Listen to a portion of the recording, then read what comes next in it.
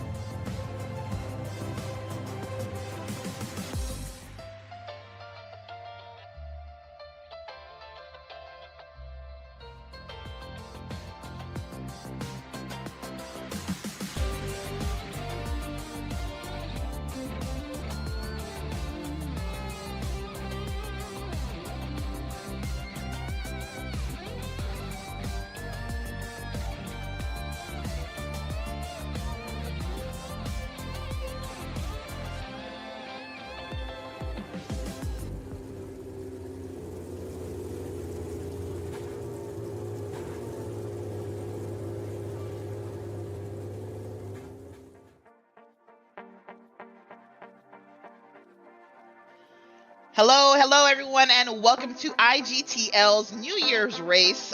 We are racing at Yas Marina today. I am in the booth with my good friend Paul, aka PR Wonder 20. Paul, do you want to say hi to the folks before we move on? Hello and Happy New Year. Yes, Marina this morning, evening, wherever you are in the world. That's true. I guess it does depend on where you are in the world. We do have a pretty global set of drivers today. We are, of course, racing in the United Arab Emirates at Yas Marina Circuit. We do have some race regulations to go over. All three tires in play, hards, mediums, and softs. The car selection, there are two cars to choose from, the Gran Turismo F3500A and the Gran Turismo F3500B, both of which are very similar and yet very different, Paul. Yeah, I mean, both cars obviously heralding back to the 90s, early 90s and mid 90s Formula One vintages. You know, the A being the V12, reminiscent of Prost, Senna, and some of the best sounding Formula One cars ever. And then B, that next iteration of generation with regulations, V8s, V10, Benetton, Schumacher, Damon Hill, the rise of Mika Hakkinen. I mean, you really can't go wrong with either vintages of these race cars. They're kind of the most recent golden age of Formula One racing in the 90s and early 2000s. Yes. What a great era, and definitely the era of Formula One that I associate with Formula One because that's when I grew up. Look at these beautiful views of this circuit here. We will be racing, I believe, in the evening, if I'm not mistaken, reminiscent of the final round of the Formula One season in real life. Yeah, it's kind of funny. I don't actually recall ever watching anything at Yas Marina that's broadcast during the day. Myself, just a couple days ago, was on Gran Turismo 7 trying out the new update from the December, Spec 3. And I did try racing this track during the day, and it was objectively weird. I was like, I don't think I've ever seen this lit up before. So, yeah, I completely agree. Yeah, absolutely. It's probably burning hot. Anyway, let me go ahead and read our entry list for this race. We got a packed house. We've got Constantino, Vincent Rijot. I'm sorry, Constantinos is with Vanquish Esports from Greece. Vincent Rijot from France. Lewis Burton, British, with Vanquish Esports as well. Richard Arnaud, also from France, with Race Clutch. Martin Grady, aka Tidgneys, with Tidgney Community Racing. You probably know his YouTube channel. From Germany, Ben Bayer. And then we've got Matthew Thomas, another Brit. Jordan Maggio, another Frenchman, as well as Ryan Derouiche, I can't say that, also from France. From Australia, Guy Barbara, and then three Frenchmen, Florent Pajandet with GTRS F1 team, Antonio Santos and Joel Cincinnatus, also with GTRS Formula One team. Oh, I didn't even realize they're driving different versions of the car. I won't go back and read who's in what. I would say the biggest differences between the car are top speed and agility. The F3500A has a higher top speed, makes more power. However, the B is very agile and should really come alive in like Sector 1 and Sector 3 of this racetrack.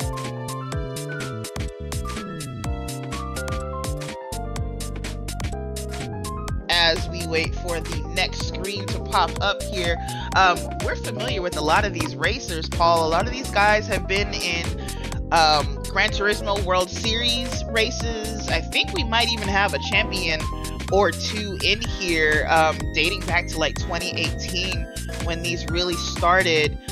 Certainly lots of drivers who have participated in them, drivers who maybe haven't made it to a World Series, but have done really well in like Nations Cup races or Manufacturers Cup races. If anyone is familiar with the online ranked racing of the Gran Turismo world, I mean, none of these drivers are slow. No, I mean, I think the only driver that was probably sticking out for me that may not belong on the greatest Florent. I mean, obviously questionable. No, I'm just kidding. Florent is fantastic. Never heard of that guy. Never heard of Joe Moss before. Certainly, no. I absolutely everyone on this grid deserves to be on the grid. Everyone on this grid has, touched certain parts of the Gran Turismo community and demonstrated their pace. I myself have had the pleasure of meeting Richard before. I met him at Le Mans. He and Joe Moss worked together. So that's really cool. That name jumps out for me. Joe Moss, of course, a good friend. It's great to see him on the grid. And then everybody else, I've just kind of, I recall knowing about them from watching World Series, Nations Cup, in the lobbies, hearing about them from other friends. So yeah, a lot of reach in today's race. Most definitely. I have had the pleasure of racing with some of these guys in open lobbies back in the day when I used to race in open lobbies more. And when I say race with these guys, I mean I had my name in the final grid order after the end of the race, just like them. However, never saw them on track, not once, unless I was getting lapped. I mean, it's just a different caliber of driver, and you have to be able to handle things like the F3500A. I mean, that car is insane to drive. I just don't get in it. I think I own it. I own it. I might have bought it because we were all racing together, and everyone was like, "You gotta buy the new Formula One car." And I'm absolute trash at it. But I believe you participated in like a Formula Car Championship with IGTL or J1. Was it either one of these cars? Couldn't have been the B. Was it the A? Yeah, it was the A. Easily the most difficult online championship I've done. I have no hair as it stands today, but I had a little bit more before we started that championship. Incredibly difficult, but lots of fun. I rock a VR headset with PSVR 2, and when you're sitting in that V12 engined Formula One car from the early '90s, it's quite a vibe. It's a really cool immersion, but yes, very difficult, knife edge amounts of grip. Yeah, I mean, I remember practicing too, Tatiana, and racing against some of these racers or racers of the same ilk and skill. And I used to always chuckle to myself. We'd start a practice race, and they'd all just pull over and wait for all of us to go ahead, and then they'd try to catch us for fun. And I don't know how to. And did it almost every single time. Absolutely, taught us every time and then some. So yeah, really a humbling experience. But yeah, no, these cars are fun to drive. They're challenging to drive. I haven't driven one around the new Yas Marina circuit in game, so that should be interesting. But Yas Marina is a billiard table. It's brand new by track standards and tier 1 certification around the globe. It's a incredibly affluent location.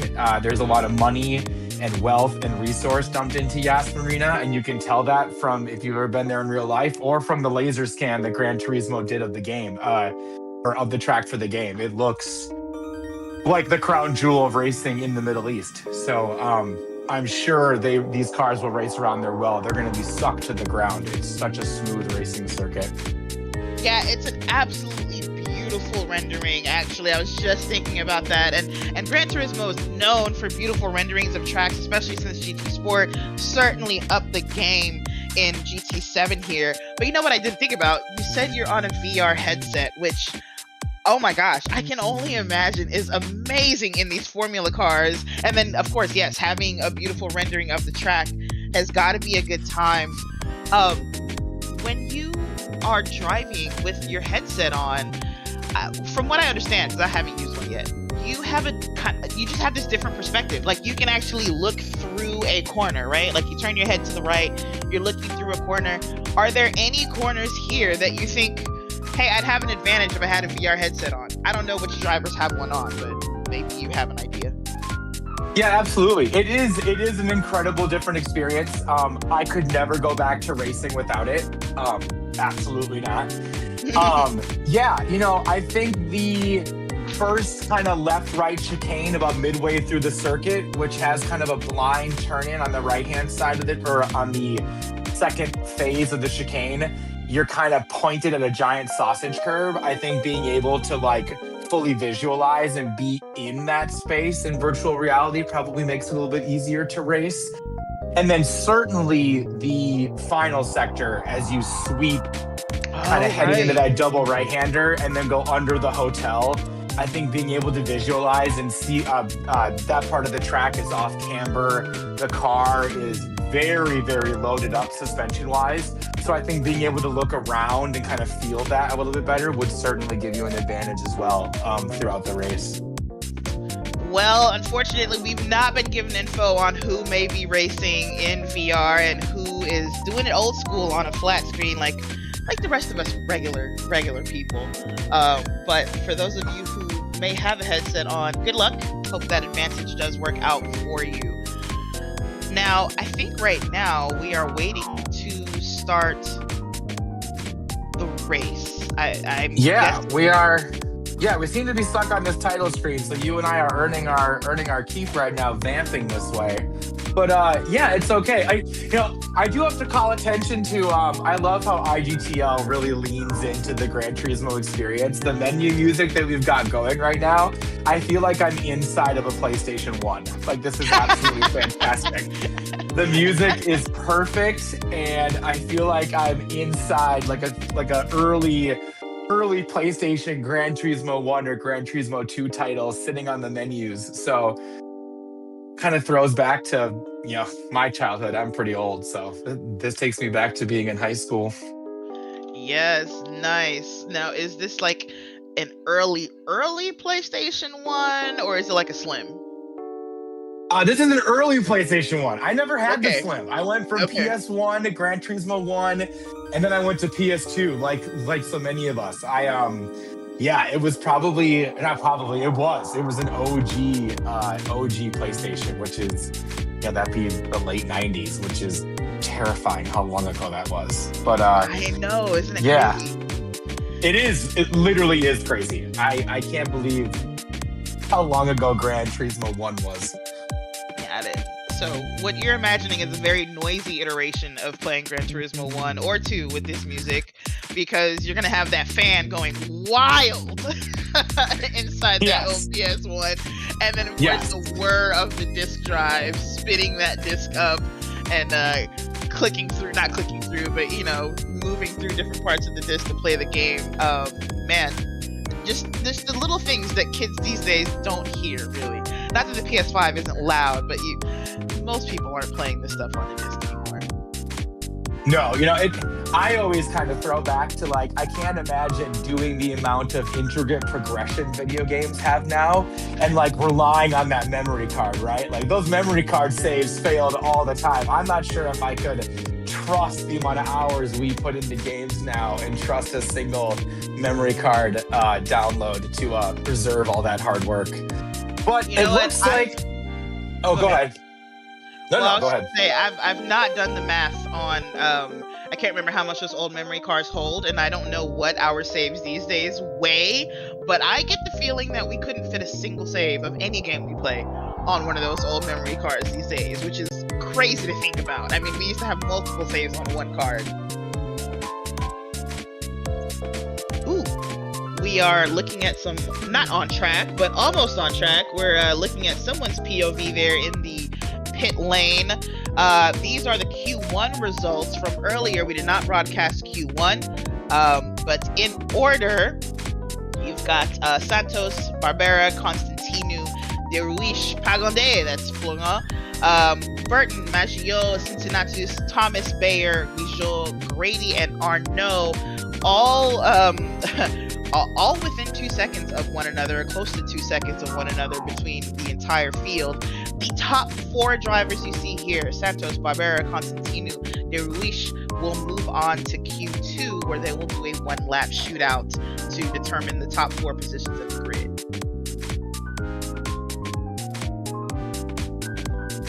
Now, will we see that? I'll be honest, I don't really know.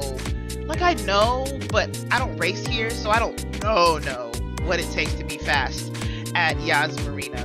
But my understanding is, get turn 1 right, so you can almost flat out that, 2, 3, and 4, that whole complex there. Turn 5 exiting has to be super important because you got that long straight there. It's almost a mile long.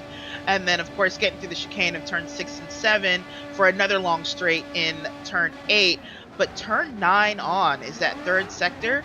It's very technical, and I think that's where a lot of the lap time is made, is getting through those corners quickly. And here we are. This is, who are we on board with now? This is Deruish starting his out lap. The stewards will be calling folks out of the pits one at a time to give them enough space to complete their lap without having to worry about dirty air interference from anyone else, even if they make a mistake. Paul, you love and know Formula One better than anyone I know. Was there ever a Castrol livery Formula One car? Ooh, that's a good question. My gut says no, but I Same. could use the power of the Google machine in Ooh front of la me here. la, Yeah, guys. to use some Google search. Let's see here. F1.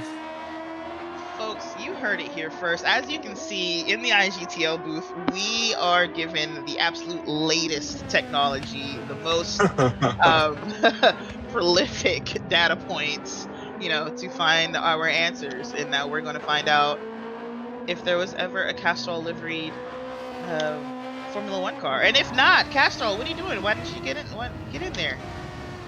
We've seen you in almost everything else. Endurance racing, certainly sprint racing. Obviously, the Castrol livery, incredibly famous for being on the Toyota Supra. I believe that was Super GT, Japanese racing, if I'm not mistaken. I think you're right. Super Formula definitely has. Super GT definitely has, of course, some of those cars that featured in Gran Turismo for years. But as Yes. far as actual Formula One in the Grand Prix World Championship, like in foam in FIA FOM, I don't recall a Castro livery, at least in the guys that we're looking at here uh, as the car on track here completes his lap, working sector 2 now. I don't think that iteration of a Castro livery has ever been on a Formula One car. But if that's the case, I love being proved wrong because that's always a humbling experience and keeps me on the ground. So if that's not correct, please show us the car that has carried this livery. Yeah, put it in the chat. But I think you're right, Paul. I think that you can never be proven wrong. And what we're looking at is a world's first. No, I'm joking.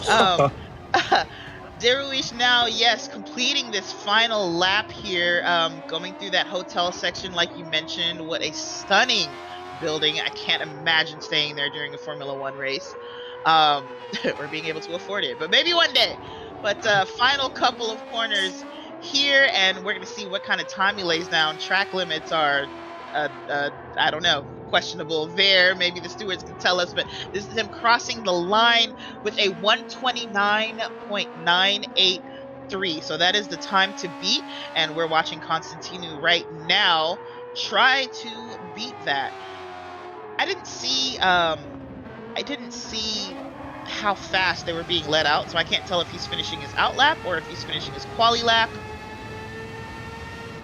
I believe he is starting his lap, Constantinu now. So he is starting now, going up through this 2, 3, 4 complex. Yeah, I mean, getting this right, like you said earlier in our preview, is to get that first corner launch right to set the car up to come hauling all the way down into this hairpin, which was changed and reprofiled a couple of years ago. This hairpin has an infinite amount of entries and an infinite amount of exits. I have yet to figure out myself the real optimal way to do that. And then you fly down this first long straightaway, which has an interesting amount of awkward elevation change, and then you slam onto the brakes for this first kind of Mickey Mouse left, right, to then get right back full power to go on this kind of second long straightaway that takes you to another part of this circuit that's been reprofiled in recent years to optimize and try to encourage better racing. This is more of a sweeping corner now, where it used to be another kind of left-right complex. And as we can see here, now you dive into this double right-hander, state of power, and then on the brakes as you turn in, and now you head towards the hotel, which I agree, Toddy, incredible place to stay. One kind of disappointing thing I wish Gran Turismo had done, that colored dome of that hotel right there, I believe it's a W hotel, changes color. And I wish they had rendered that to change color as it does in real life throughout the game. But I digress. And now Constantinu comes across with a very similar time, a 29.928 to Dararush's 29.983. Now watching Barbara. Yep. I'm Barbera. not sure. Guy Barbara. Yeah, He's Australian. I'm like, how would an Australian pronounce this? yeah. So he's now starting the lap and again slamming on the brakes and trying to set this corner up well placed car. Great Good car job. placement there. Yeah, thanks. More coffee is necessary as he flies through this first section again, heading down into the hairpin. I can't imagine sitting here in real life. It's like a stadium section a la, the Mexican Grand Prix or, Yes. certain parts of Silverstone, really feeling like you're in a stadium there. The sound echoing off of like all of the hard surfaces around you has to be insane. Like, especially like at the start where all the cars are bunched up. Oh my gosh. Like, give it to me, please. Right now. I want it. You mentioned that first hairpin, turn 5, having several exits, entries, etc. I love that because it does make for like decent side-by-side racing. A corner that only has one real fast line through it, you'll still see challenges, of course. Like sometimes it's worth to compromise your own corner and the person next to you's corner if you think you can make the pass. But when two people can enter a corner and exit it and still get to drive and be quick out of it and keep the fight going, I love it. I absolutely love it. It's not easy to find stuff like that in these more modern tier 1 tracks. They're kind of boring and flat, like you said, right? The word you're looking for is sterile, and they definitely are. They definitely are pretty sterile. Here now, coming to the next qualifier, starting his hot lap, Santos, classic Williams, Canon Renault livery right there. That is the 90s Formula One vintage right there, right? That's Nigel Mansell, that's Riccardo Patrese, that's one of the first iterations of video game sponsorship on a race car, the famed Sega. Sonic Hedgehog and Sonic's legs from Sonic the Hedgehog being, shown on the side pods of the car. That is about as iconic as 90s Formula One can look right there. Love it. Fantastic job on that livery. I do wonder who made it because it's pretty cool. Jamas and Alex are pretty into making these vintage liveries for these cars. I wonder if maybe one of them had something to do with this, but Gran Turismo as a whole has so many great livery makers in the community. It's definitely a part of it, right? Anytime you get to a race that allows special liveries, you're gonna see something great every time. By the way, Guy Barbera's lap time was a 1:30 flat, so the first driver not to hit the 29s, but it's not like a huge mistake, right? Like he missed it by a couple of tenths, not even tenth actually, a couple hundredths of a second. Love this camera shot here, looking through from the hotel down. Yeah. One day, Paul, we'll have that view. We're not even gonna leave the hotel. Like, people are gonna go walk the track and go sit in the stadium. We're gonna be like, why? We're gonna be sitting in a comfortable couch, overlooking, just that overpass right there, and sipping on a nice Arab coffee as we enjoy the race as it passes by beneath us. Someday. Okay. Santos finishes and sets the new fast lap, a 29.7. So eclipsing Constantinu's, gosh, I probably murdered that name, his time of a 29.928. So that's a new significant improvement. He's over a tenth faster now over the circuit, which is impressive. That is, and that was it. Everyone only got the one lap. So with the final driver jumping everyone and getting to the top, our new grid order is as follows. Antonio Santos in first with that 129.7. Constantino in second with the 129.9. Deruish in third, just behind him with a 129.983. Guy Barbera with the 130 flat, as well as Florent Pagondé, the 130.2.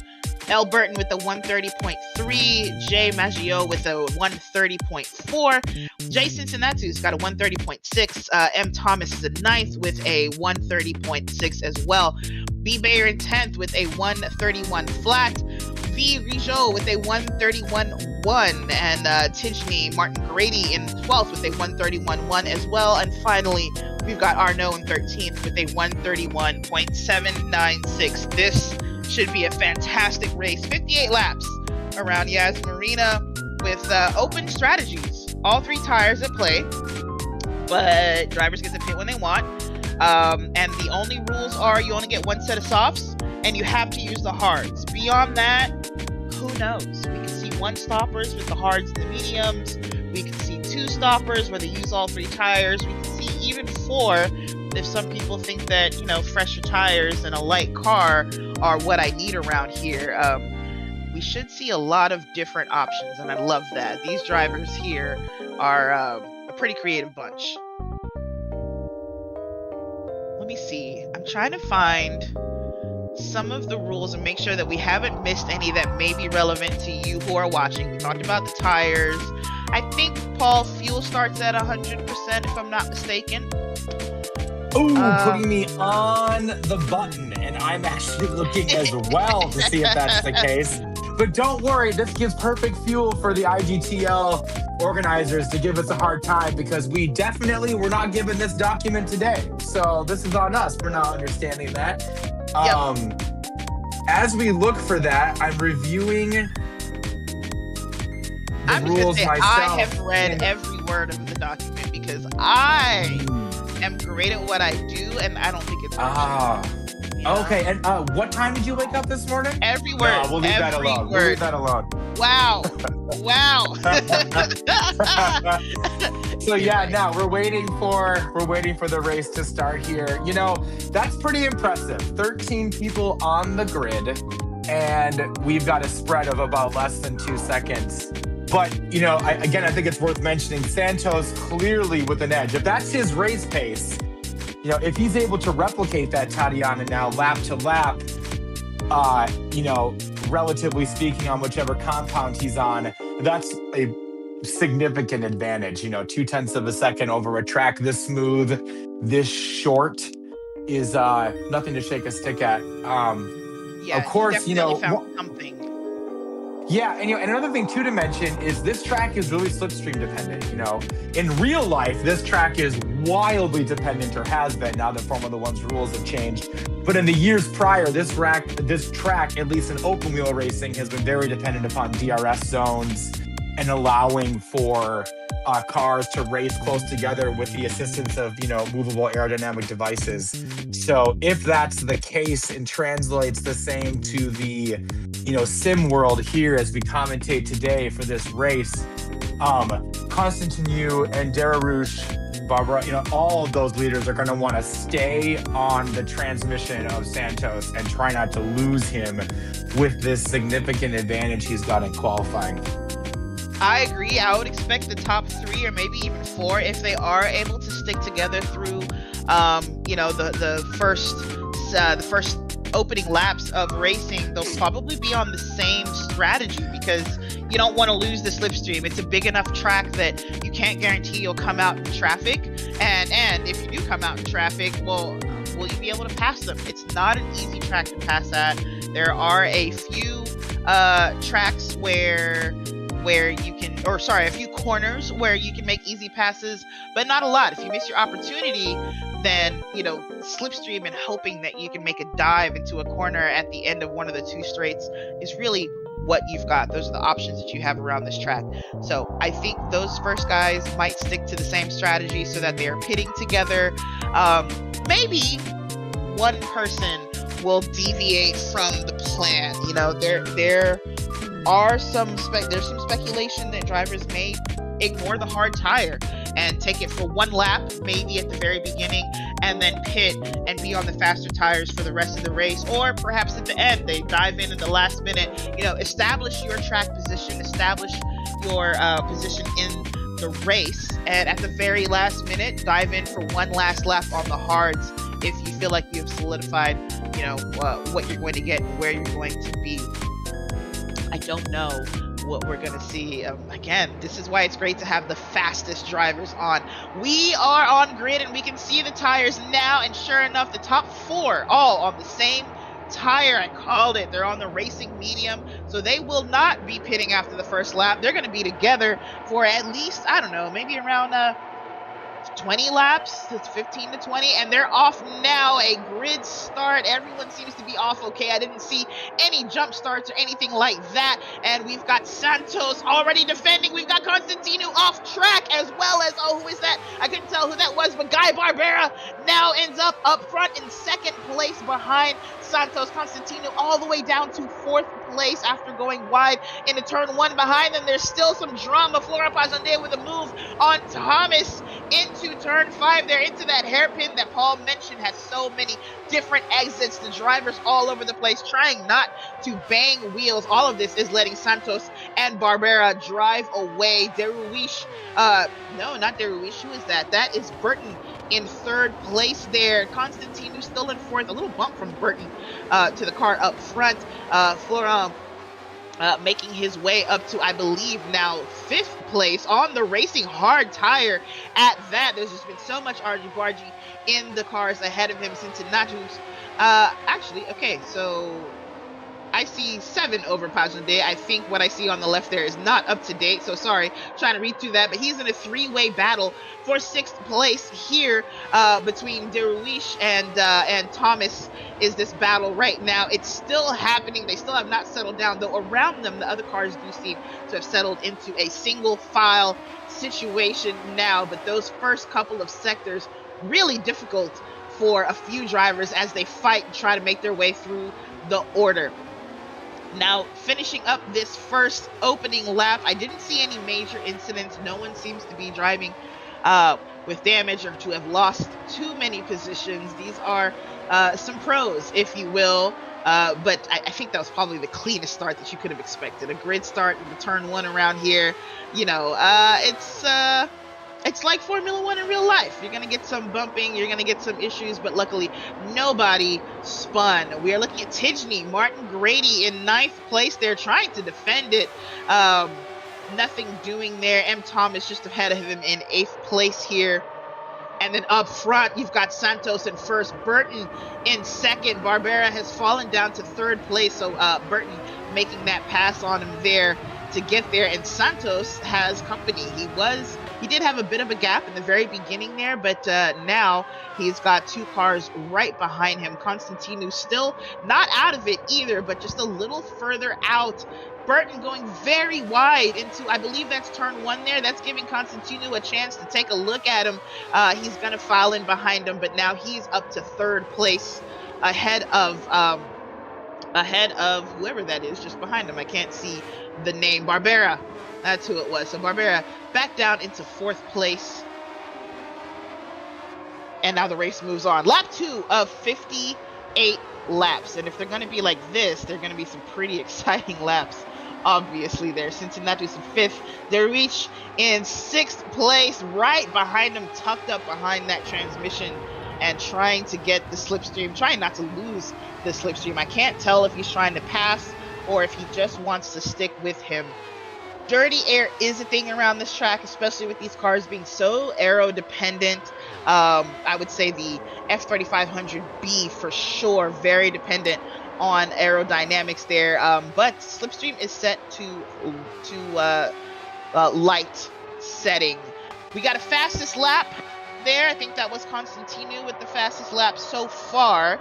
It will only go down as these drivers, as these cars get light and these tires come into their temperature range, which should be happening pretty soon for most everyone. We are on lap 3 now.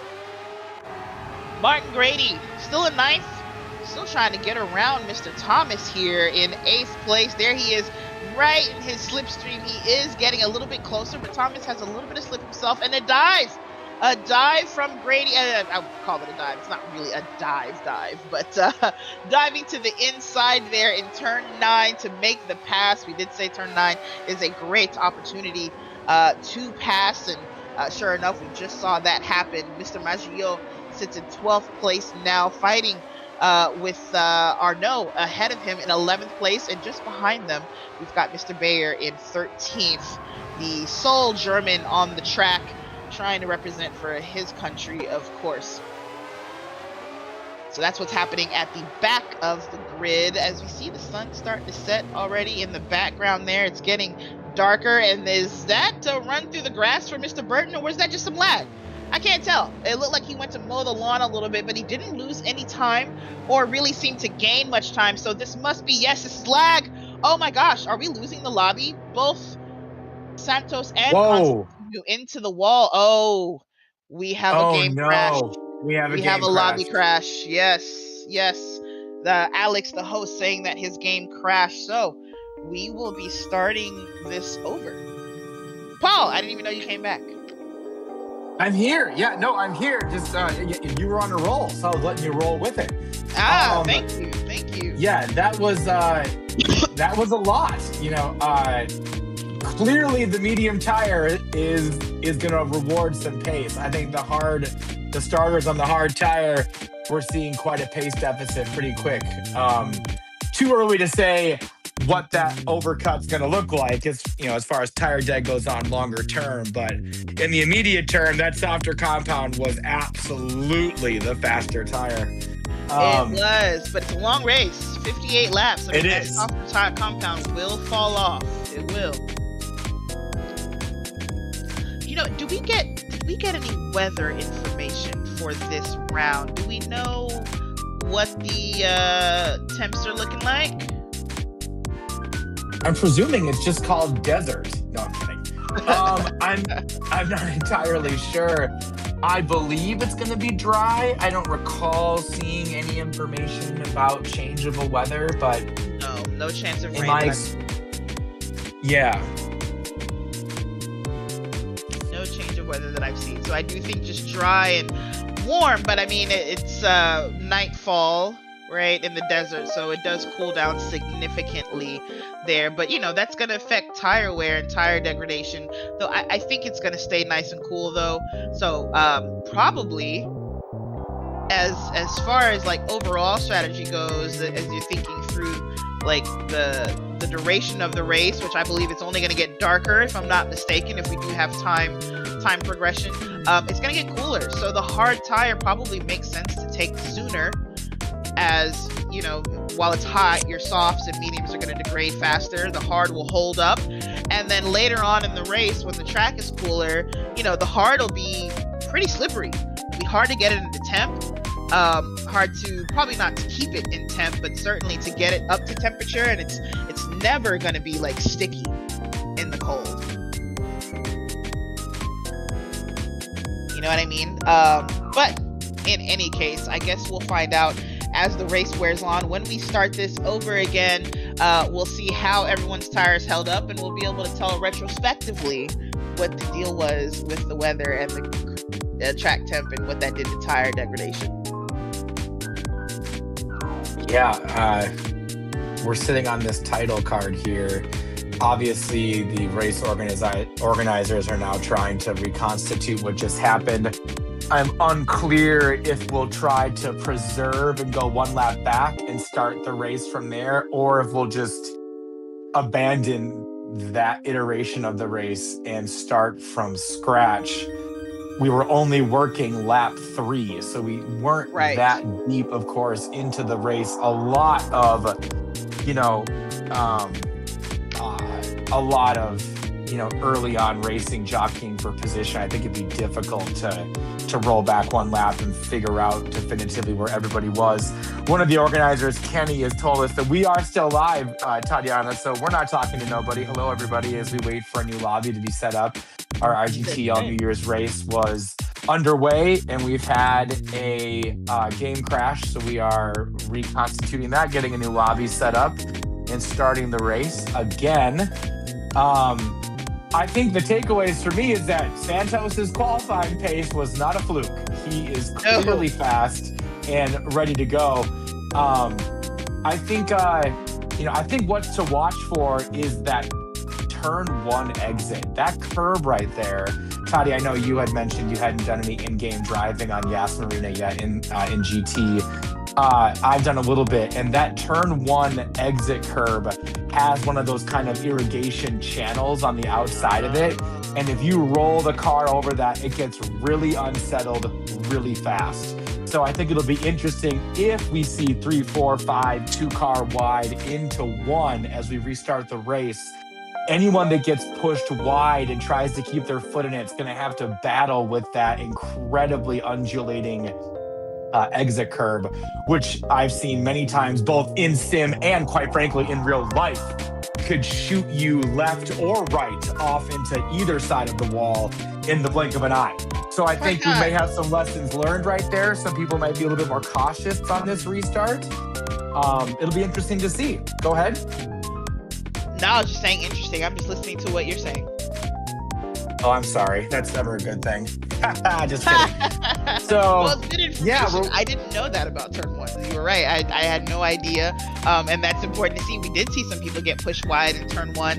Not sure if they were getting spit into the wall or if it was just let me avoid contact, but we definitely saw some folks off track in turn one. Nobody lost out too much. Maybe Constantino was the worst off. He started in second, was in fourth by the time we got to turn three.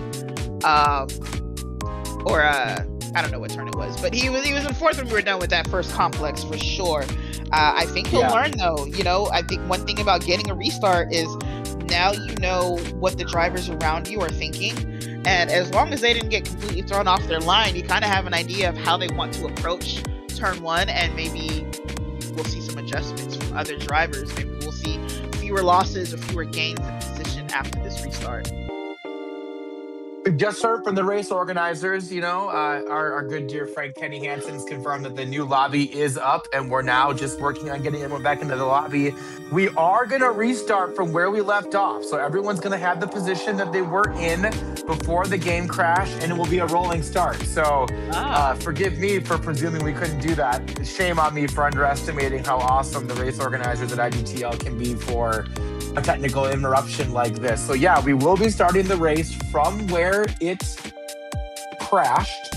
We'll be having a rolling start, not a standing start, and we will be resuming the race from your positions that they were in previous the crash. So Santos will keep the lead, and quite frankly, I can't recall where everyone was definitively. So we'll have to quickly take a look at that, Tatiana, the leader pylon, as we get to the race going green again.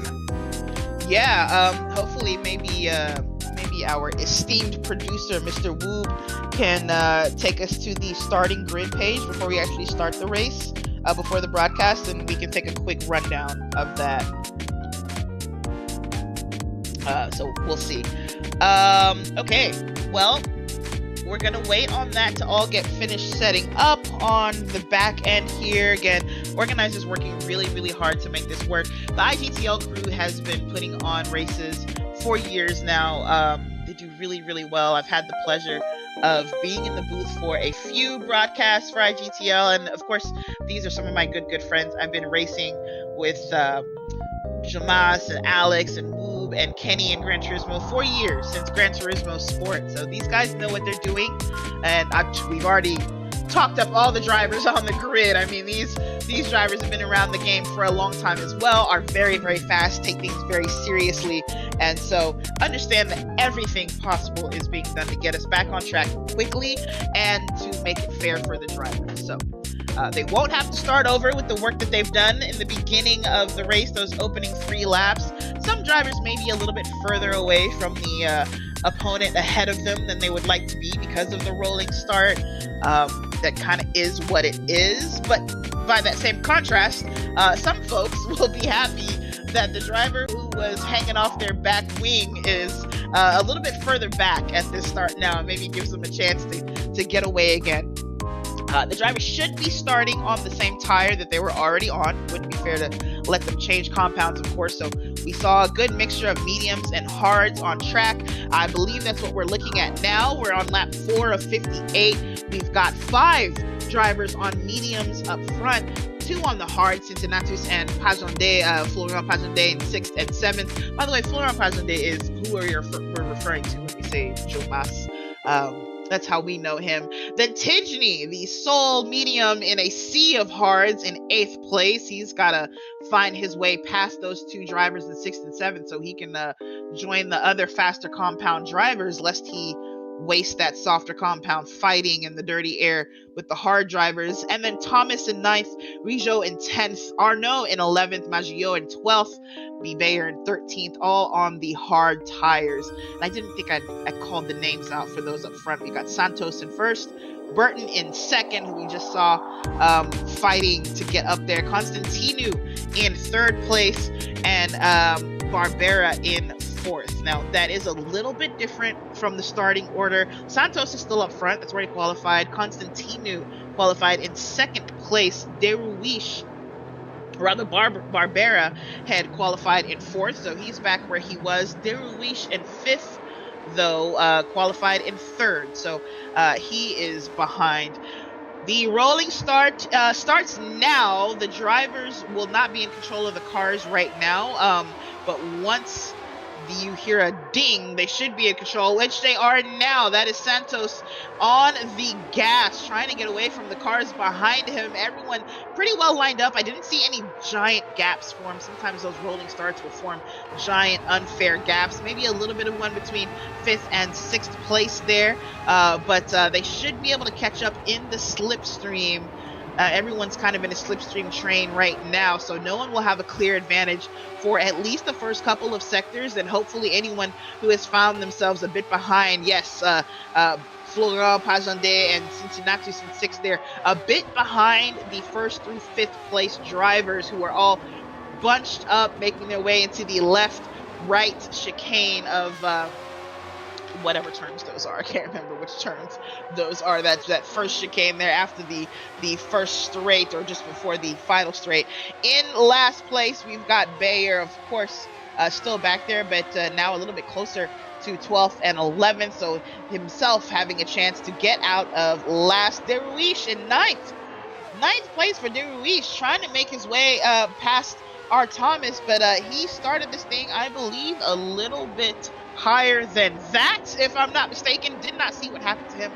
Maybe we have a replay, but I don't think that's where he should be. In 8th place now, having quickly made short work of M. Thomas here. Up front, we've still got our 4 drivers battling. Santos, Burton, Constantinu, and then Barbera, all in 4th place. They're all on the same tire, that medium tire, and so I do believe they'll stick to somewhat the same strategy as one another in order not to lose that ever important slipstream.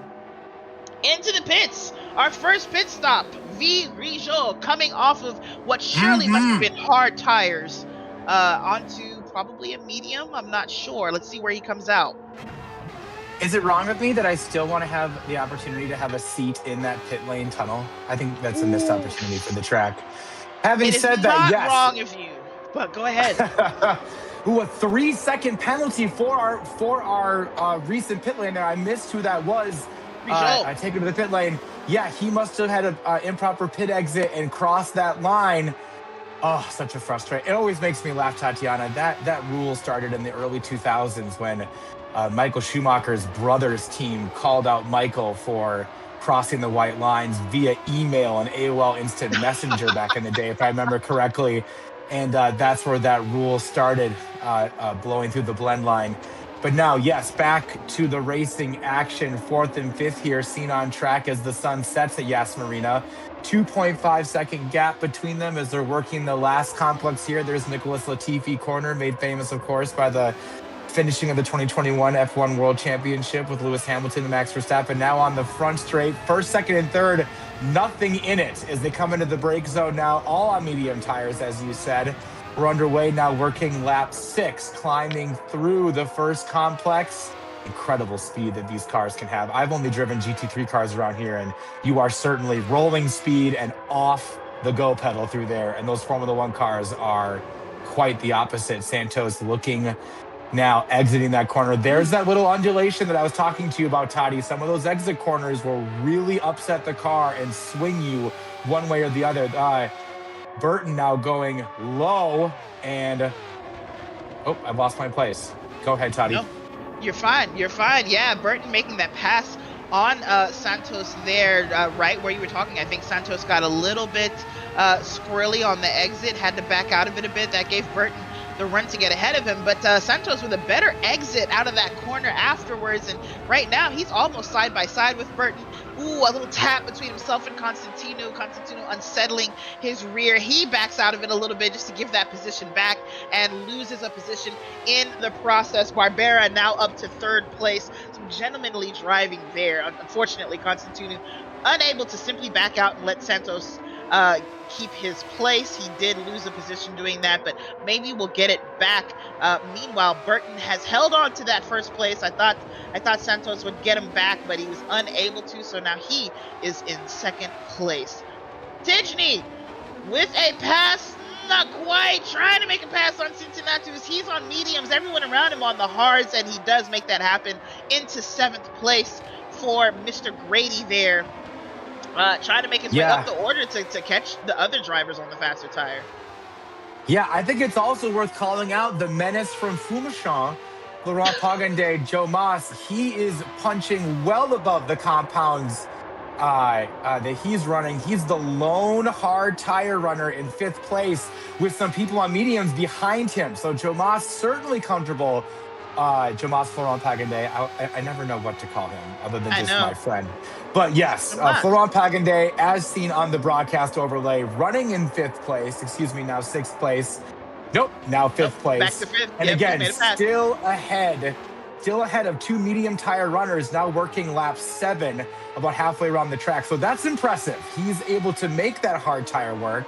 And as you were saying during our intermission here, if you will, while we had to reconstitute the race, the temperature is going to drop and it is going to get cooler. The sun is setting. And yeah, that will come into play to get that hard tire ran earlier in the race per the tire regulations. Now looking at our leader, Burton, exiting the final few corners here with Santos and Barbera right behind him. Constantino also there. And exiting now to start lap 7, working lap 8. I was thinking too, I'm like, I don't know. Hey, lap. Yeah, math is hard. We're now working lap 8 towards 9. Because after 8 comes 9, right, Tatiana? Just basic counting. We're going back. It's been a long time since preschool, and maybe I need a refresher, Sometimes you need a refresher. How do you count?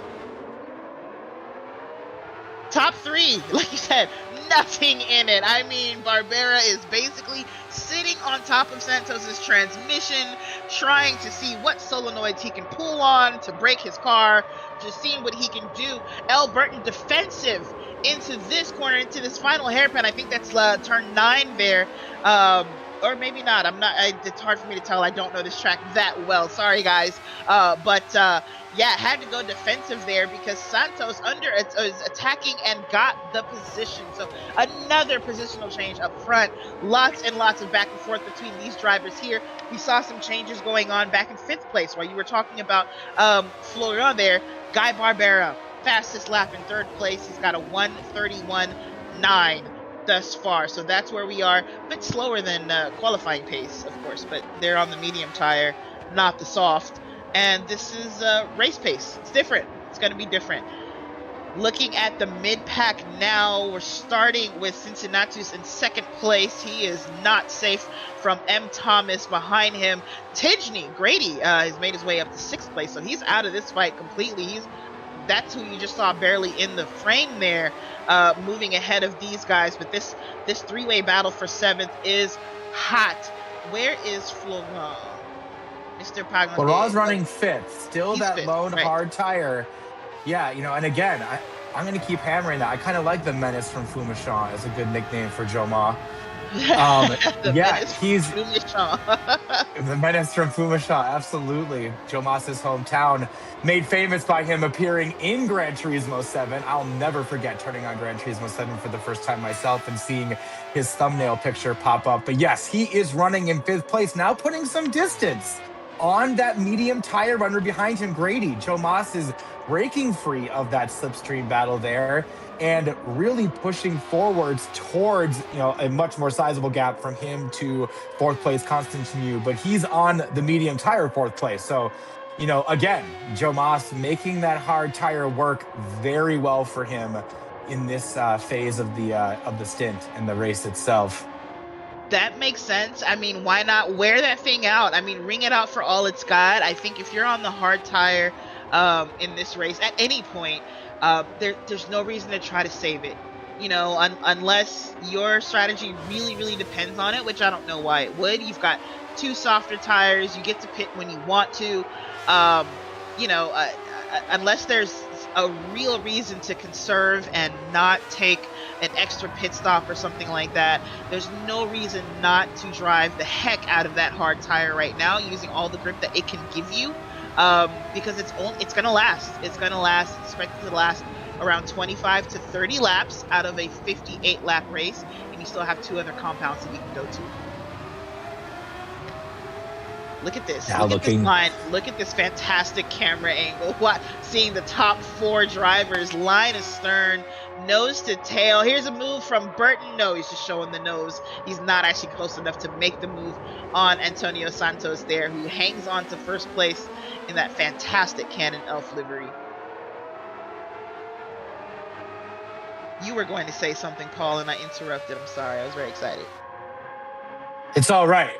I've forgotten, so we'll just go back to what we're seeing on camera here. Santos and Burton, yeah, pretty much this top four seem to be kind of settled in, all on the same tire, of course, all on the same fuel, and seemingly kind of locked in here and kind of riding out to see who's going to blink first, who's going to come in for the tire change, how is that going to shake up the top here. It's a hard call. Moving to a different compound is always that kind of mystery mark over a driver's race as it unfolds. Will they be able to play well with the different compound? Will it suit how the car is working with the different tire track conditions? Following nose to tail. As you said, Formula One cars, open wheel cars, wildly sensitive to dirty air, to downforce. Now working lap 12. Excuse me. And yeah, I really think that this could be kind of a game of chicken and who's gonna blink first. Now Burton with a penalty, second place, picking up a 5-second penalty there and swinging out to the left. Excuse me, 5 second. Yes, half second. Definitely need more coffee there. Yeah, half second, putting his nose down there, but Santos able to lift there, but he's not going to fight that battle, Tatiana, because he knows that penalty is coming essentially now. So Santos will retake the lead. There goes Burton moving out of the way. Ooh, and wow, that was very, very close. I'm not sure if that was lag or if Burton suddenly jinked to the left right there, but no harm, no foul. And now Barberera moves up to second place with Burton dropping to third after that half-second penalty.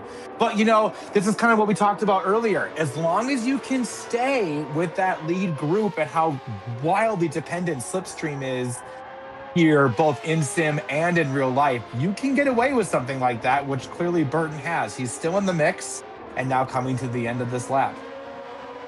That's right, and I think that's why he made that move on Santos to get up front. He had the penalty when he decided to make that pass into the chicane, and it was very risky, actually, the pass to the chicane, but I think that was his goal, was, hey, I'm going to lose a position or two here, and if I'm in second place when that happens, there's a chance that I fall to the very back of the Slipstream battle, but if I'm in first, then I lose one, maybe two positions, then I'm still right in the middle of it, and that's exactly what he was able to do and stay in it. We have a pit stop. Mr. Thomas here, M. Thomas, coming off of those hard tires. He's probably going to jump onto probably the medium. I don't know. I just get the feeling everyone will be saving those softs for last. Who's this coming out? This is fast. Oh, okay. That was a very fast tire change. M. Thomas all the way back out. You mentioned the changing tire compounds being difficult. Absolutely. He's going to come out here ahead of Rijot, who's in last place, who was our first pit taker. He's on the medium.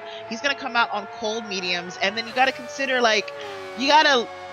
it's not easy unless you have a lot of practice with each compound to know how much you can trust the medium when you've been racing on hards for 12 laps, right? You may underutilize the medium and be slower than you need to be, or you know, you may jump on it and trust it too much and burn it out too soon. These are supposed to last around 20 laps on the mediums. You know, what if you're going too slow and they last 25 and they really shouldn't have, right? That meant you weren't using them to their full potential, or you burn them out in 15. Now what? Yeah, it's some little bit of a bunch up there heading into turn one now. Florent having some serious heat now from Grady as he fades left, but no, tucks back in under Florent's rear wing. So Joe Moss now under pressure. The hard tire has some more. The hard tire has more wear, of course, as the stint pushes on. And Joe Moss now potentially feeling some of that heat as both Wow. Grady and we've changed to Change to the front. I We know. changed Big to the changes front. up front though. Big change. Yes, Barbera now in first place. Santos yeah, looking wow. to get first. Burton looking to get back up front as well. Oh my gosh, Constantino hoping that he can just capitalize on some mistakes from these three. No mistakes whatsoever. They managed to go through that chicane damn near 3 wide with no problems. I would have crashed into everyone, quite frankly. Everyone would be gone. Ooh, what's this? Derwish going slow. What's happened? Does he have damage? Did he crash? Did he have an issue coming out of the corner? I'm not sure, but he just got like passed by 2-3 cars. That's insane. Look at what's going on up front. They're still in it, still battling. I think you got interrupted. You were talking about that situation with Florent in 5th place and having company from Tigny and also Cincinnatus. I think he's going to lose that position. They closed up that gap really fast, and they're right on top of him. Somebody in the chat said that they might work together. I don't think it's in Tigny's best interest to work with Florent. He's clearly on the slower compound. Yeah, hard to assess how partnering up will work if you're on a separate compound, especially like you just said. And we've got Maggio, and we've got, who was that? I missed it. We got 2 takers to pit lane. Cincinnatus, yep. Cincinnatus, yep. Now leaving. Gosh, it comes in quick and fast there. So now they've pitted as well on lap 13, and they're exiting now, coming out of pit lane. Mindful of, we have a potential penalty. I think it's Is that a penalty from the blend line? Ooh, it is 3 entire seconds. We saw how bad that hurt Rijot. He took a 3-second penalty when he pitted and then came out. Thomas pitted and came out ahead of him. And so we saw how that hurt Rijot. It's probably going to hurt Maggio as well, giving somebody else an opportunity to come out ahead of him. 3 seconds is huge with these cars. These cars can go a long way in 3 seconds. If you're off the gas, someone else in one of these cars is going full rip for 3 seconds, you have lost touch with them. You're out of there. Santos back up front. Barbera back to 3rd place. Constantino back up to 2nd. We haven't seen him in 2nd place for a while, keeping his nose clean somehow, even though all this battling's been going on around him. And then we've got Burton down in 4th. They built up a gap on him, so he must have had a mistake, had an issue there. He's going to have to do some catching up with this line to really get back into that battle for 4th. But these drivers, like you said, we're just waiting to see who's going to blink first. The medium should go 20 laps. You may take it longer. You may take it for a shorter amount of time. They may all pit together. Constantino pulling out of Santos' slipstream there. He's not going to make a move. But yeah, somebody's probably going to pit to try to get out of this traffic, or just stay in it because they're enjoying the slip. But it doesn't seem like it's been super peaceful up here. So there is something to be said for pitting and getting out of the fight and seeing if you can go it alone. Who's this? We got Bayer, and just behind him Arnaud. Here. Yeah, both on the hard tire. There definitely seems to be a separation here, tire compound aside, from about Grady back. If I'm reading that correctly, I might be calling that wrong. No, I think you've got it, because behind is that right? Grady okay. was Cincinnatus, but he pitted, got out of that battle between Grady and Pajande. So he was probably the only driver who was really close to Grady, and then pitted, and obviously he's now down into 11th place. But I think as far as pace goes, you're right. There's a clear demarcation there. Though, I mean, qualifying was within 2 seconds, I think, give or take a hundredth or so. So none of these drivers are slow, but of course, qualifying pace is not race pace. Things happen in a race. There's no pitting. There's no 3-second penalties in a qualifier, and so we're going to see some different factors affect where people end up. Top two, kind of in their own thing now. They've gotten away from Barbera, who's racing away from Burton himself. Maybe he and Burton need to get together to try and catch back up to Santos and Constantino. Can't let them run away. But I wonder if we're seeing a difference in tire degradation between these guys, and that's why there's a separation. We unfortunately don't have the tire deg graphic to be able to tell if maybe Santos and Constantino have saved their tires a little better than Barbera and Burton have. 1.2 seconds is that gap, by the way. So they're at a slip for sure.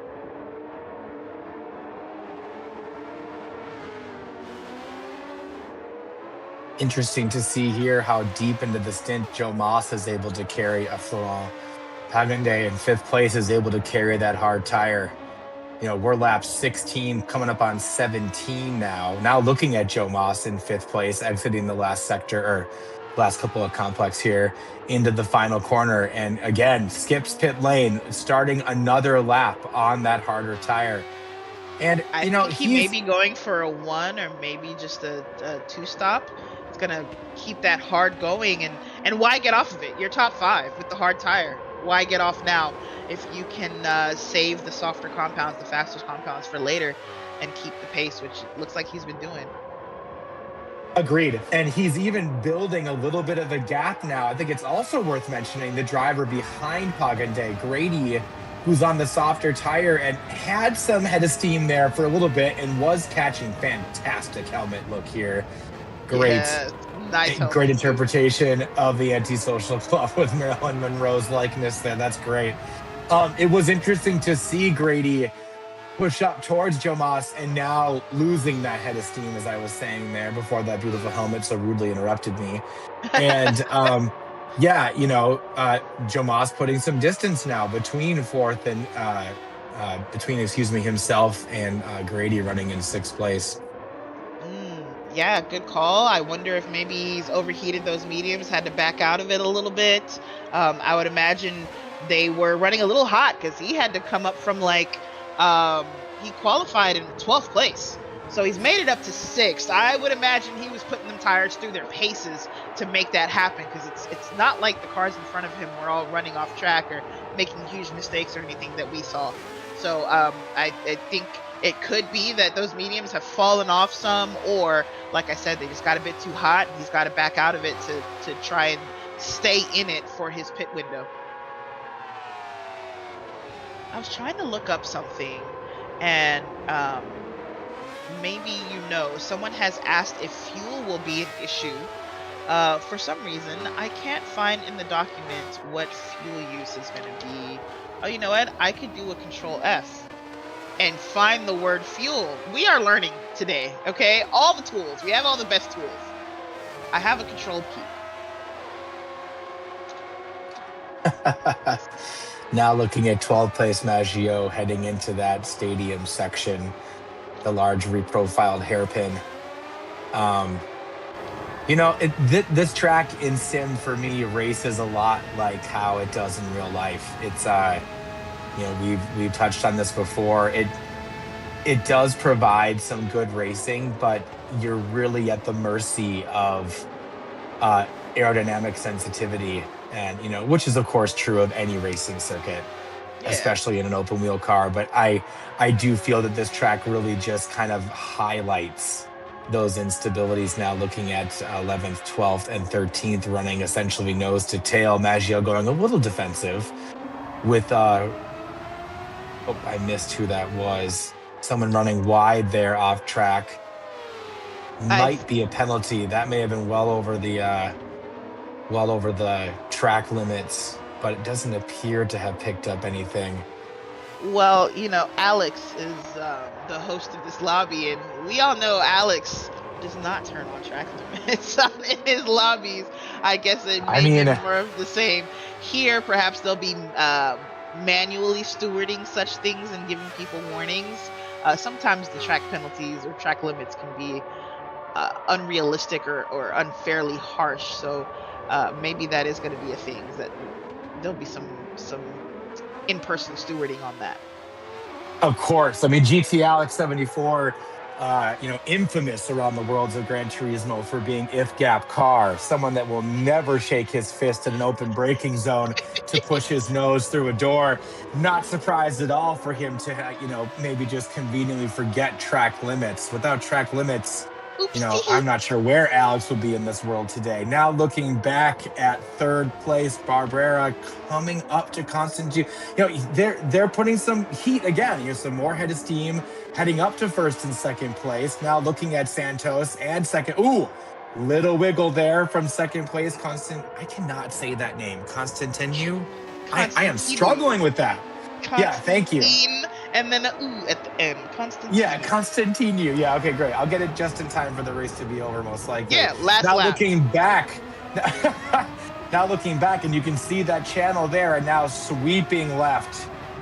Incredible amounts of speed that these cars are able to take through this first sector. But as the race settles in, as the pace calms down, and as all the drivers find their groove, it's always interesting to see who was fast in qualifying is fast in the race. And Santos, is still right there at the top of the leaderboard and, looking confident and comfortable and not a lot of drama, which, working lap 20 at 58, that could be worrisome to the other people in the race. He seems pretty unbothered and pretty comfortable as we head into the next phase. Very comfortable as we're getting close to the halfway mark. We just saw Rougeau take his second pit stop.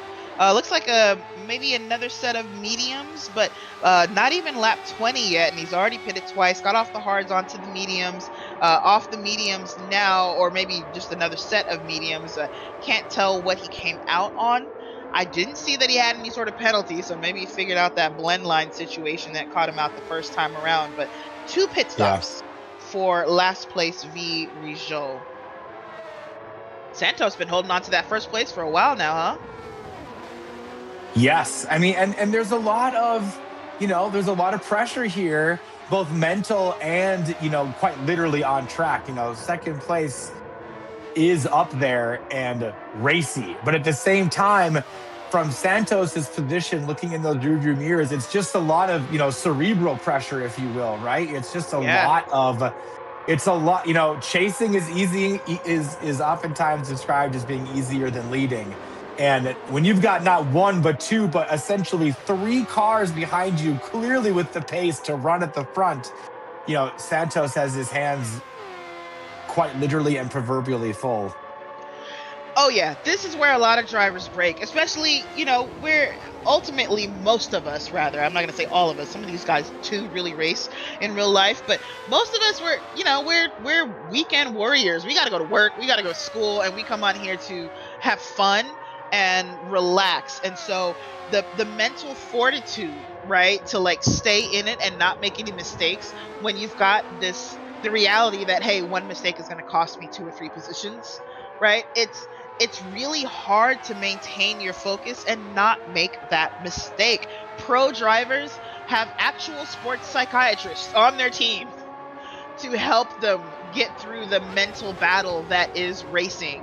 And, these guys are most of these guys don't even have shoes on right now. You know what I mean? We're not pros. Everyone's in their living room right now, barefoot. Other than Florent, I could imagine Florent, full Hans device, carbon fiber FIA certified helmet, driver's suit, gloves, Sparko shoes. I could even imagine Florent's family members shaking the seat as he's sitting there to really give him that, curb experience. Santos now leaving the pit lane, dropping down to 5th place, and interestingly behind Florent, as we were just speaking, on the medium tire still. Now, is that old pylon information, or did Santos go medium? I can't imagine that's the case, right, Toddy? I think we'll see in a little bit. I mean, it's still early in the race. We're not even halfway through. He does have to use the hard, but he only has to use it for 1 lap. So if he takes a set of mediums here for another 20 laps, he did go 20 laps on the mediums, he'll be on lap 40. Then he'll have 18 laps left. He could try the soft for, 10 or 11 of that, and then the hards for the last bit, or maybe another set of mediums until that last hard stint, because the soft technically can't go those 18 laps. We'll see. But it does look like he came out medium. He does come out behind Florent, but he was the first to blink, which is ironic because he wasn't even in traffic. He was leading. But he, sticking to his plan, and nobody behind him went with him.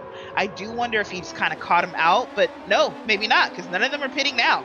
All 3 leaders passed the pit lane again, so nobody's going to try to cover off the undercut here. Everyone's staying out up front. Florent again skipping pit lane. He's in 4th place with that freshly pitted car behind him. Oh, and yeah, coming out of that corner, you saw Santos with the drive. I think he may be able to make short work of Jomas here. Jomas likely won't defend because he's got to maximize the amount of time that, or minimize the amount of time rather that he spends on a lap. He can't be fighting right now. And he's not going to. Just stays outside, doesn't defend, gives Santos the room he needs because he knows he's not racing him. Deruish with the fastest lap, a 131.7. Yeah, Jomas, Florent Pagade is a heads-up driver. I completely agree. He's not going to defend a position that he knows he's disadvantaged for, especially considering that he's got a strategy to run himself, having started off strategy from the rest of the leaders on the harder compound. So Jomas knows that he's racing his race, heads down. And while it's tough to watch that leader, to watch anyone blow past you and to essentially kind of let them, it takes a lot of racecraft and racing maturity to keep your head down and stick to your plan, which, I have no doubt Florent can do. Running the leaderboard now, Constantinu at 1st place on the medium. Barbera. Oh my gosh, I'm struggling today. Burton, yes. Oh, we do. We have the leaders in the pits. All 3 at the same time. All so 3 at the same time. In the same order. Yeah. Unless one of them forgot to hit the button and just sat there for a second, they should come out in the same order. Yeah. Gosh, I've done that. You ever gone into the pits and not hit the button? Oh yes. Sat there. Yes. Oof. And then I've even sat there and yelled at the Gran Turismo game to go faster before the game's like, yeah, buddy, you got to hit the button. Don't worry about that. But that's why I'm talking about what we're watching and not doing it myself. That's Here right. we go now. Leaders back on track. Leaders back on track. 2nd, 3rd, 4th, 5th, all essentially nose to tail after this next phase post pit stop. So working lap 23 of 58. Deep on the brakes there. Wow, that could have been a little bit of server lag, but it looked like they really bunched up there. Now blasting out under that 2nd bridge, overlooking the Aspen Marina circuit branding, heading down. And again, it's incredible. And now to look and see that everyone is pitted. Jomas also now, our kind of lone hard tire watcher, he's on the medium now. So 1st through 10th, all running, 1st through 8th, as Bayer made me a liar mid-sentence. 1st through 8th, all running the medium tire. Be interesting to see, now to watch. How does Jomas handle the medium tire, And now actually battling right here for 9th and 10th place.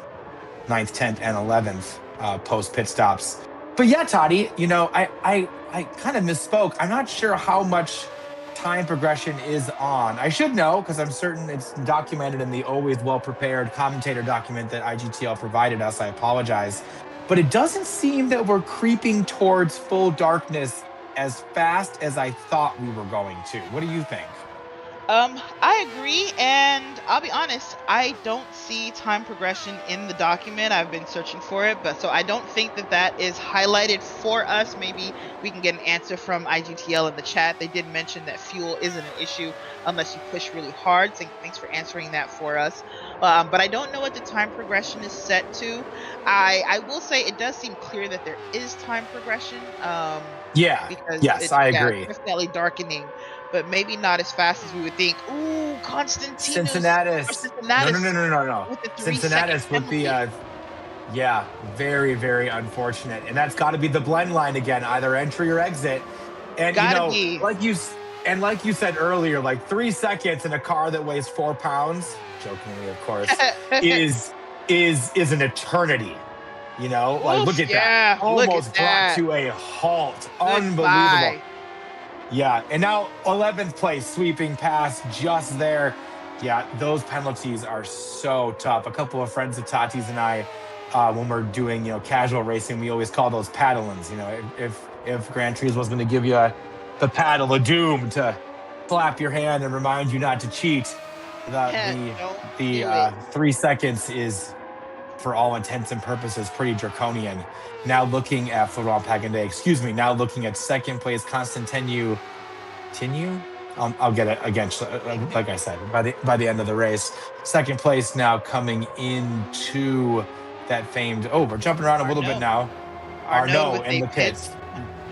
Can Yep. we get, Woob, if possible, could we get a gap between first and second? Santos, of course, popped the cork first, pitted before the rest of the 4 leaders, got out, did not have to fight with Jamas when he came out behind him, and I think that really helped him because the other 3 drivers, they came out behind Constantinu, who had older mediums. We saw that he pitted, obviously picked up a 3-second penalty. He got out of their way, but he clearly slowed them down a lot because from the camera angle we just saw, Santos is way up the road compared to Constantinu, Barbara, and Burton, and he wasn't anywhere near that far away from them when he pitted. So a huge difference there in luck, basically, on where he came out, who he came out behind, right? Somebody who didn't want to fight him or slow him down, and then who Constantinu and Barbera and Burton came out behind. It's a big difference there. Constantinu starting to eke out a little bit of a gap there. Looks like he just caught some air there, but I think that's just a graphical error. It looked like he jumped that curb by like 2 feet there, but he seems to be okay. But look, Santos not even in the frame. He's nowhere to be seen. Whereas these guys were nose to bumper, nose to wing, if you will, right before the pit stops, basically. Shame. Well, while we wait to see what that gap is, what else had I noticed? I hadn't even noticed that Jomas had pitted. You called it out, actually. Came out in that battle for 7th place. Now he is on the medium tire. Maggio is the first to pop the cork on the softs. 6.1 seconds is the gap between Santos in first place and Constantinu in second. That battle is over, and Santos's tires are only 2 laps older than these guys. So it's not like we're going to expect a moment where Constantino is able to make up this gap on sheer tire deg, right? And Santos doesn't have to push. He can save his mediums in case they do catch up. But he's got himself in a really, really good spot, and I think it's going to take traffic or a pit stop to change that. Yeah. Let's see. Now What do we have looking going? here. Yeah, Sorry, go ahead. Santos again. No, you're okay. Santos driving off into the distance now, working lap 29 of 58. And, like we had said before, he looks comfortable, Tatiana. Very, very dialed in. The car looks very calm. Not using a lot of track, a seemingly very conservative racing line around. He's not sweating it, at least not from your and I's point of view. Second, third, and fourth now chasing a little bit now with some gap being established. I do wonder if we're kind of seeing Santos kind of uncork the pace here to really put some distance between chasing cars. Sure. And speaking of pace, Deruish just beat his own fastest lap with another fastest lap, and he's doing it without slipstream. We just saw him on camera. He's in 5th place, almost in no man's land. He's not too far from Burton in 4th place there, but way out of the slip and still knocking out fastest laps on his own. He qualified in 3rd. I think maybe we'll see him become into play towards the end of this if he's able to keep up that sort of insane pace. But I get the feeling that once he gets around other cars, it might slow him down. He may not be able to make up positions, but he's been in 5th place, racing a very quiet race this entire time. He fell out of the top 3 in that first opening battle before the crash. Thomas, Florent, Pajonde, this fight has been going on since Jomas pitted for those medium tires. I think Thomas, can't remember where he pitted in comparison, but I feel like his mediums are older, if I'm not mistaken. Their gap to Tidney Grady ahead of them in 6th place is 6 seconds. So this is a battle that Jomas probably wants to get out of and get past them if he's got the pace, or maybe they will work together to try to catch Tidney if he trusts that M. Thomas here has the pace to do so. All on medium tires, but they all pitted at different times, as I recall. I do believe down when people pitted. I did not. No, that's okay. I do believe Thomas pitted before Paganday. So, excuse me. Yes, before. So I do believe Joe Moss's tires are a bit younger. So if that's the case, if our presumption of that pit sequence is correct, then Toddy, you're right. This right now is burning up Florent's race strategy. He needs to get around there, to get around 7th place Thomas, to start working his way up towards Grady if he's got the pace. He's just burning up laps now, sitting there. Fast lap reset to Maggio on a 130.8, but he's on the soft tire. That is kind of an outlier. Now looking at Santos starting another lap, working lap 31 into turn 1 now. I would love to go to this circuit sometime. Not the biggest fan of where it's located for a lot of geopolitical reasons, but as far as a racing circuit goes, it would be a lovely place to visit.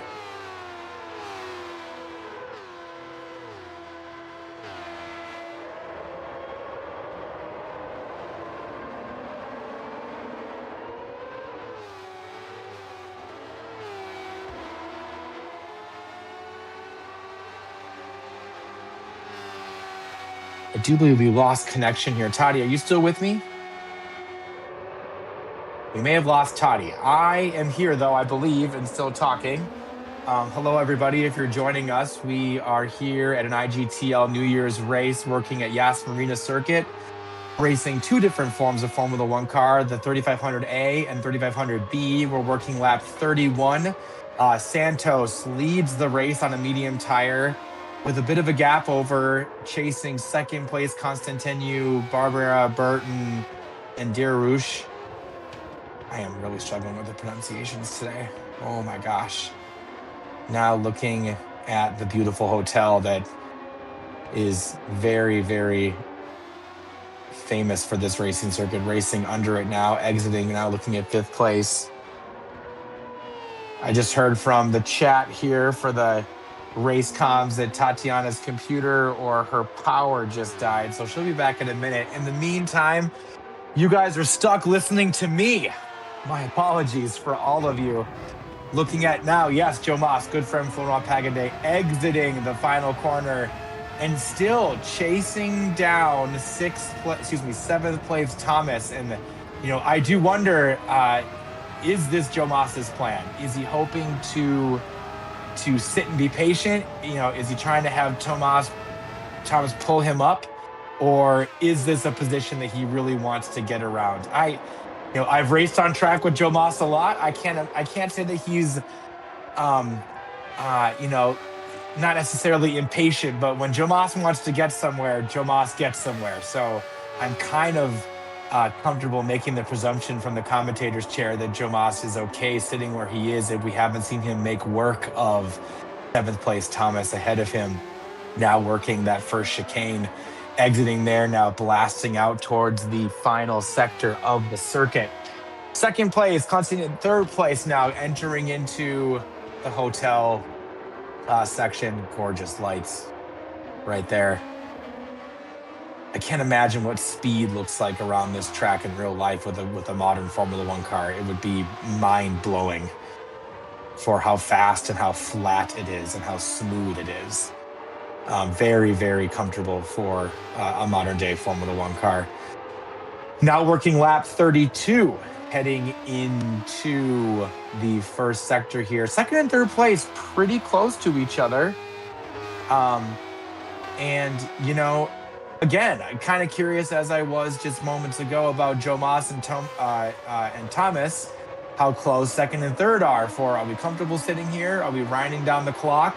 Or are we chasing? Are we pushing harder? Toddy, was that you rejoining? That was me rejoining. I'm back. Thank you. Welcome back. Hello. That was weird. What did I miss? Positively nothing. We're definitely into that phase of the race where things seem to have calmed down, and we're starting to see a little bit of potentially what our finishers are going to look like. People seem pretty comfortable. Not a lot of wiggles on track. Not a lot of people running wide. I was just saying before that everybody looks pretty comfortable. I'm guessing we have some pit stops coming up. Yeah. I'm guessing we have some pit stops coming up, though, and that will bring some compound changes because we've only seen one person take this off so far. It's not mandatory, so doesn't mean everyone will take it. But we've got some drivers who haven't taken the hard yet. And, this isn't like a real Formula One race where you got some guy with the little twisty turny thingy where he's going to make a quick adjustment to your wings because you change compounds, right? Like, the car setup is going to stay the same. And you have to move around how the car now drives with a different compound on, which is always interesting and presents some challenges. So I think pit stops will bring us some more mix-ups. Plus, that 3-second penalty looms large, doesn't it? Just speaking with... Love that talking to yourself. Yeah, no, just speaking to some of the race comms and, race control, GT Alex, Kenny, and the IGTL crew, one thing that they called out to me that's worth mentioning here to you, Tatiana, and the viewers is there are a lot of people that still need to take the hard tire. So working lap 34 of 58, coming into, we're starting to creep up towards that 20 laps to go mark. And a lot of people that we're seeing at the front of the race haven't taken the slowest tire yet. So it will be interesting to see how this shakes out. I've always been of the opinion that when you're fast on one compound, you're usually fast on all of them, especially with great drivers that we're looking at today. So it'll be interesting for me to see how that plays out. I agree. This caliber of driver definitely not as susceptible to the, hey, I changed compounds and now I'm all thrown off type situation. These are the types of drivers who will practice the heck out of this race, or they just have so much seat time in the game and in the car that they just have an innate feel for what's going to change for them. I wanted to point out that gap between first and second has been cut by half. It was 6 seconds or more. Now Constantino, as you can see, is only 3 seconds behind Santos. So Santos, either of them mediums have worn off for him a lot faster than we thought they would, or he has decided, I'm going to just take it easy and save these things a little bit. Maybe I can take them to the end or close to the end and run those hards for as short amount of time as possible. We'll see. The hard is the weak link at this point. Now that it's full dark and that track is cold, right? Jumping on the hard, it's going to be the weakest that it will be. And so minimizing the amount of time on that tire is really, really important for these drivers. Unlike Jomas. It was like, I'm just taking it for like half the race. I love this tire. I'm taking it forever. In fact, I'm guessing we'll see Jomas jump onto the softs towards the end for like one last push. For maybe a position into the top 5. I had a screenshot, but I lost it when I lost my power of the starting grid and where we were. Can't remember where he qualified, but I think it was second half of the grid, if I'm not mistaken. Ooh, pit stop.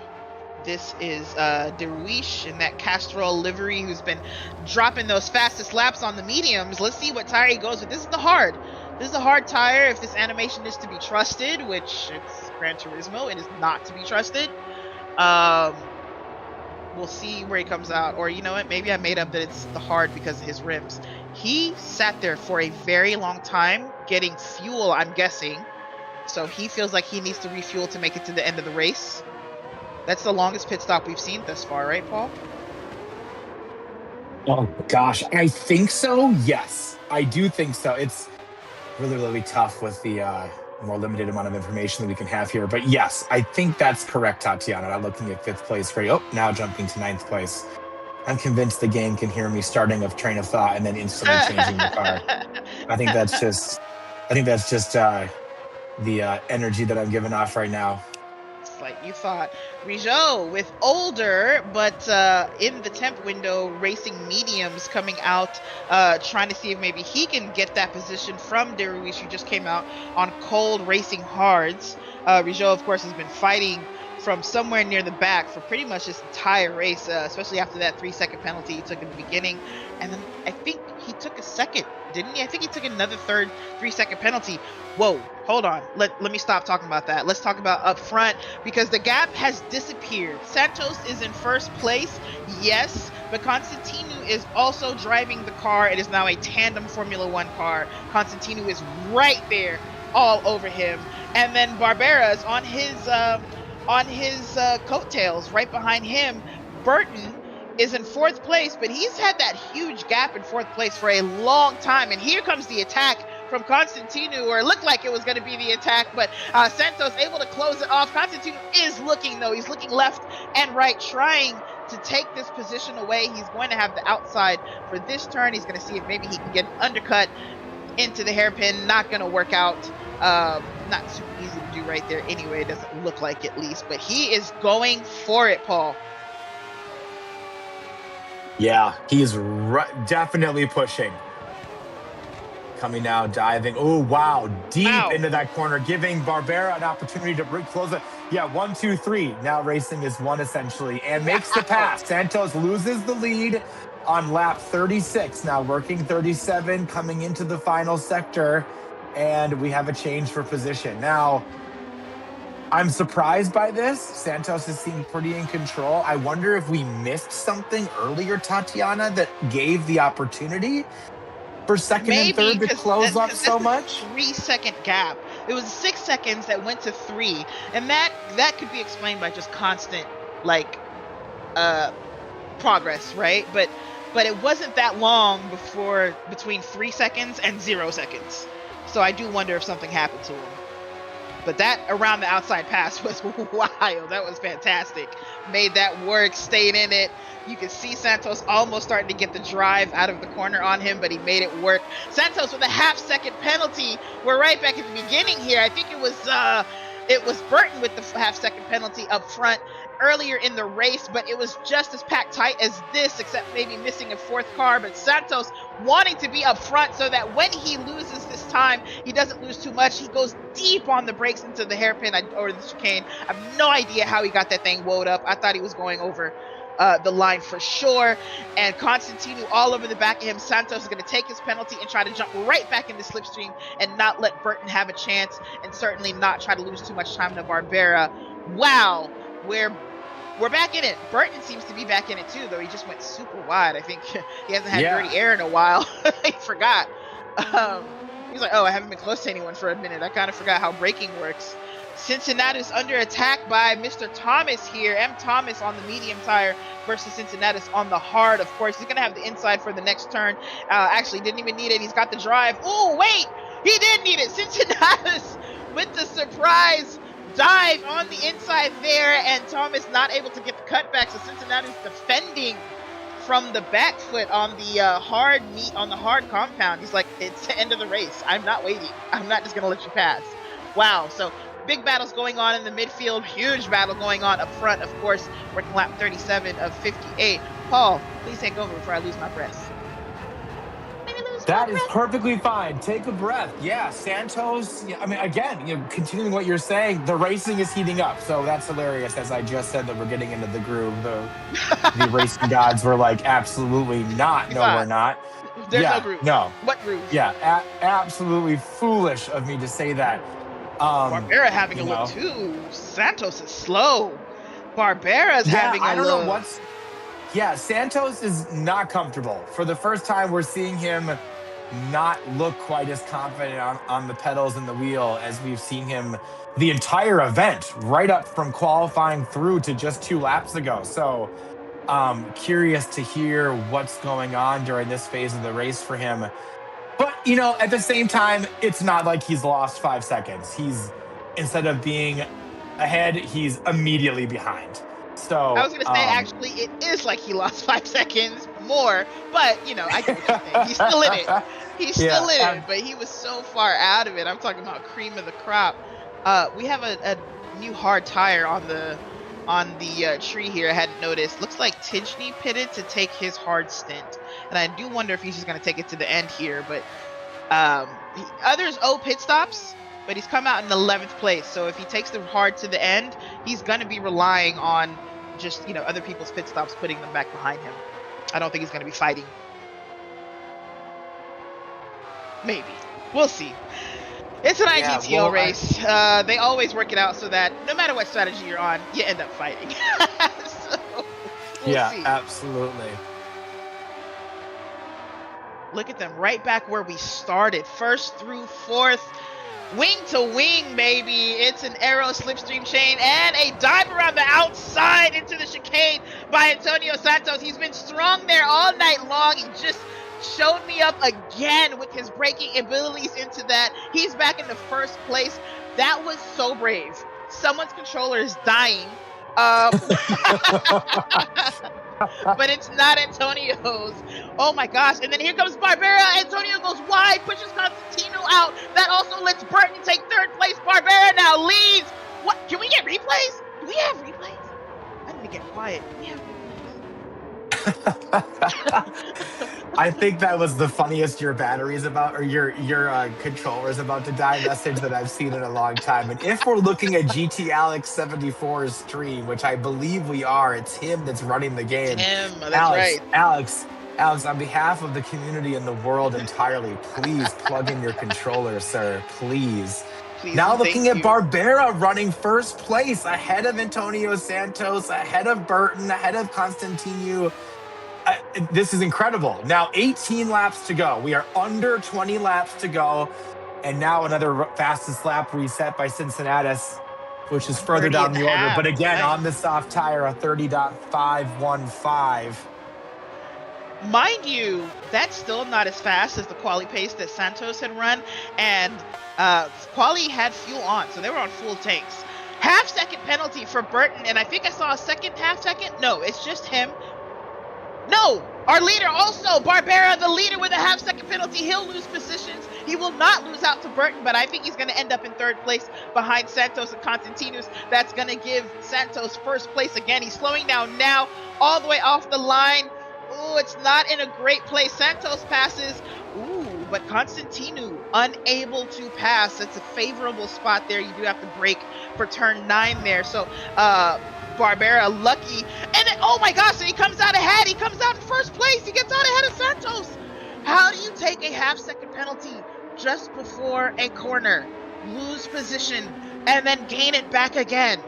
Is Barbera showing us something that he was hiding this whole race? Because we didn't see this in the beginning. This was not here. No, not at all. It was not here. And now Santos pits. Santos dives for the pit lane, keeps it tidy within the blend line, not upsetting the Michael Schumacher, Ralph Schumacher, AOL Instant Messenger gods. He pits now for tires, and I'm not sure where we're looking now. We're watching Joe Moss. We're watching Joe Moss in 5th place now, exiting the last couple of corners here. He's got a 24.8 second. I think the TV crew thinks that Joe Moss might have an opportunity to take the lead here. That might be a stretch, though, for how far back Joe Moss was. Now flashes across the line, starting his 42nd lap 42nd lap, diving into turn one. And a nice clean exit. Here's Santos. And actually, I think we've again made me a liar. I think Santos is behind. Yes, Santos is behind Wow. Joe Moss. Again, we But find that again. This is time, that Hamas might fight. Might this time. yes, Joe Moss might fight, absolutely. But is it gonna be enough? Joe Moss's tires are anything but brand new. So while Yep. softer, they're old. They've got more laps on them, 2.1 second gap between Pagonde and Santos. Now, interesting, each running a different car, one in the 3500A, one in the 3500B. Fast lap reset again by Cincinnatus, a 30.332, with Cincinnatus holding off 7th place as they head into the chicane. Deruis showing the nose while on the hards just to see if he can throw him off. I love it. It's brave. It's cheeky. It's like, hey, I'm on the harder compound. I'm slow as shit right now. However, I do know you just set the fastest lap. I'ma still make you think I'm about to take this dive. That was Guy Barbera into the pits. Now he's gonna take the hard tire for probably the end of this thing. Constantino and Burton moving on. I think with Jomas, we haven't seen him take the soft yet. He's taking the hard, he's taking the medium. He may take this lap here, or the next couple laps, to kind of see what that gap is looking like between himself and Santos, and decide, okay, now, oh, yep, he pits. Okay, I was gonna say, now's the time to pit. And maybe put on a soft compound and try to chase, or I don't know. It's early to take the softs. I wonder what he came out on. I'm curious, but he let Santos go. So again, Santos does not have to fight, which was key in that first after that first set of pit stops where he gained a 6-second gap on the 3 cars behind him. Now they came out in unfavorable traffic. Right now, Barbera's only 1 second behind him, and he pitted, and there's no traffic there. But 1 second, somebody could come out of the pits in between them. We don't know, on cold tires at that. So he's going to want to close that gap up, but they're both on the hard tire right now together. Who's this? Rijot and Grady. That's Tijni, who pitted for the hards a lot earlier. They are, I don't know what tires Rijot is on. He's on the medium tire. Another pit stop. The 2 leaders in. Constantino and Burton are in, and it looked almost like they had an overlap there. Burton with the number 1 over his car when he came in. I think it was number 2 when they were at the line. Yeah, Constantino showing the number 2 here. They're going to fuel up. So who was able to save enough fuel to get out ahead of the other? I think Constantino moved first. I didn't see Burton move. I think he's ahead. Let's see. It's going to be really, really close. Just kind of letting you roll there with the commentary, Toddy. Good job. This is going to be tight. Burton in second. Constantino comes out ahead. Yes. Yeah. Okay. And he's got a good second gap, if not more, on him.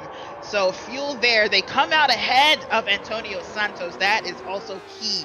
Santos on the hard tire. They're all on the hard except Constantino, who jumped to the soft. Can he make the softs last 13 laps? Am I doing math? 15 I don't know. laps. You know, Tatiana, it's really fascinating watching this race and commentating on a race with basically a collection of the greatest Gran Turismo players on the planet. Sure makes for an exciting time. It's interestingly enough, Tatiana, this is far more interesting than you and I running lobbies on a Friday night. But you know, I digress. Yeah, this is great. Yeah, this is incredible. Constantino on soft tires now, ahead of 3 hard runners and then another soft and then another hard. So now coming up on just, what is that now, 13, 14 laps to go. This is interesting. He's got to run away, but he can't overuse them. It is the coolest part of the night, though, right? This is the longest you can make the softs last. As far as track temperature and deck goes, he doesn't have dirty air to contend with, so that's going to help with not scrubbing the tires too much. I think he can be fast on the softs while being kind to the softs, but can he be kind enough to make them last 15 laps without the freaking pro drivers behind him on the hards, which will just like be entering their optimum window when they reach him. That is a crazy gamble, but he's probably done the math and figured I gotta do it. I gotta do it. The other two drivers have not touched the soft tires. They may have it in their strategy, but that means another pit stop. I mean, Constantinu could, in theory, if he believes these guys are going to pit for the soft tire, just save his. All he has to do is stay on track. Agreed. He can even let them pass. Yep. He can even let them pass. Yeah. Agreed. Yeah. I mean, if that's how it's going to play out, like you were just describing, yes. I mean, he doesn't need to fight now. He can monitor and baby those tires and take care of his rubber, and we'll kind of see where we end up here in just a couple of laps. Wow. Antonio and Burton have to decide how they're going to do this. Are we working together? Are we fighting? They were fighting earlier in this race. I haven't seen any indication that Burton's trying to play it cool at any point here. He does not have a look into turn, I don't know what turn that is. That's after the long straight, right? The long first straight, turn 5 maybe. Correct. He doesn't have a look. He could have had a look there. I think he could have.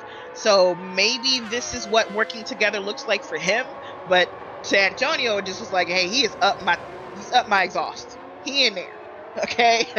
And I need him gone. 100%. Oh wow! I think working together is the best thing to do. Don't slow each other up. Hope that guy ahead burns out his soft tires. But it's the end of the race, and if you think that, I think that's working together right there, Tatiana. Excuse me. Yeah, I think that's working together. He had every ample opportunity, Burton, there to pop out, show a nose, and easily drive past, and he stayed tucked in and preserve the slipstream. So maybe we are seeing these two realizing if either of us wants a shot at the glory of ending this race before Alex's controller disconnects, I think the best way to do that is going to be to work together and stay nose to tail. Yep. Grady fighting for not last with Bayer here, or sorry, there's a 13th driver there, Arnaud, who's on the soft tire, which I don't know how far back he is. I don't see him in this frame at all, so maybe too far back to do anything with that soft tire against these two medium tire runners here. But they're in a battle for 11th place. Tijni with track advantage there into the chicane. Bayer looking for a great exit, but he did unsettle the car a bit. Both of them unsettled their car really on the curb there, and I think that's not going to allow Bayer to have the run, but also keeps him in it because Tijni also made a similar mistake. Bayer with a different approach to turn 9, looking for the cutback on Grady, and he gets it. Not a cutback, but I don't know what you would call that. But he started out wide, tightened it up, got the run out, and he's going to have an advantage for the double right-hander here. Should just keep it defensive here into the penultimate corner. Double left heading towards the start of lap 46 for those two drivers, or lap 47, I think. No, lap 46 probably for them, but that was fantastic looking. Santos and Burton still working together, trying to catch up to Constantinu. The gap is 8 seconds. 8 seconds to make up on the slower compound, but knowing that your compound can last longer than the driver ahead of you. How do you approach it, Paul? What will be your plan? Oh, I don't know. I mean, you're kind of running out of time, right? Like, we're working lap 47 to 58. Eventually, you have to start looking at the end game and say, okay, well, is it practical that I can carry this head of steam up to first place, whether or not I play nice with my, drafting partner here, or do we just race and I try to settle for taking home second place? I kind of feel like we're starting to flirt with those kind of, with that kind of conversation. 8 seconds around here is a lot. That's a lot of distance and a lot of time. And, regardless of who's helping who, I don't have a lot of confidence now as we're starting to run out of laps to pull up all that distance. I agree. Yeah, it may be what you said. Just at this point, let me decide to go ahead and fight for second. And we're getting too late to deciding, well, I was going to pit anyway. The pit stop is fast if all you take is tires. Right. Yes. but like, are you realistically going to catch up after a pit stop, even on the soft tires, even if you didn't have to baby them? Because at this point, you're at the end, and they'll last if you ring them out like qualifying. Your car is the lightest it's going to get. I do think all these drivers fueled up on their last pit stop, probably to give themselves the option to pit again and not have to fuel up. But I don't know. I don't know the math around here. Maybe if we had some practice, maybe if we were, doing our job, like we got told about this a month ago. We could have hopped in the lobby. We could have done some testing, but we didn't. So we don't know, and we will find out when you, the viewers, find out. I mean, I don't think that's fair. We only were told about this race about an hour and a half before we started. I mean, if we could get some more pre-planning from the IGTL, no, I'm just kidding. We've known for a while. I'm just kidding. We all know. Yeah, we all know IGTL sets a pretty high standard for these types of events, both from the production side and from the on-track product, as we've seen. I mean, this is the most action I've commentated on in a calendar year. So certainly can't blame IGTL for you and I not being able to game it out. That's for sure. Now working lap 49, excuse me. We are less than 10 laps from the finish. And I think Santos needs to start thinking about, how do I keep Burton behind me versus how do I pull Burton and I both up to first place. I think this is going to turn into Santos settling in for second place, which is interesting, Tatiana. If I had to put my, if I was a betting individual, which I'm not, I would have had Santos for the honors here. So Constantinu really pulling a blinder over a lot of us, the commentary included, to really looking quite comfortable. His strategy, both tire and pace, seems to be working with now less than 10 laps to go. Yeah. I wasn't expecting a huge like departure from the strategy for the drivers up front. Except maybe somebody pitting at a different time than everyone else. And I thought that was with Santos taking the undercut in the very first pit stop. And I was like, okay, that's as much as the strategy is going to deviate between the top four if they stay together. So to see Constantinu take the gamble on the soft tire, and Santos, Burton, Barbera kept it, conservative. They were like, we're going to take the hard probably to the end. Deruish even did so. Who qualified in third place and probably should have taken a gamble himself to see if he could do better than fifth, because he's been sitting in fifth this entire race. It's huge. With that said, there's still 15 minutes of racing. The soft tire does fall off. It's a minute and a half lap around here. We have 10 of those left. I guess 9 now, maybe 8 really. But when I first started thinking about this, I was like, that's still 15 minutes to catch him, which is a good long while. Like that's a 5-lap lobby race, right? Or I guess 10 laps, depending on what track you're at. Flora Pagonde, aka Jamas, aka the Menace from, what's the name of the town? The Menace from Fumachon. The Menace from Fumachon. In 7th place. Looks like he's kind of in no man land. I don't see any cars around him, so no one to really fight with. He's on the racing medium tire. Did we ever see him take the soft? I do not believe we've seen Joe Moss take the soft tire. No. Got it.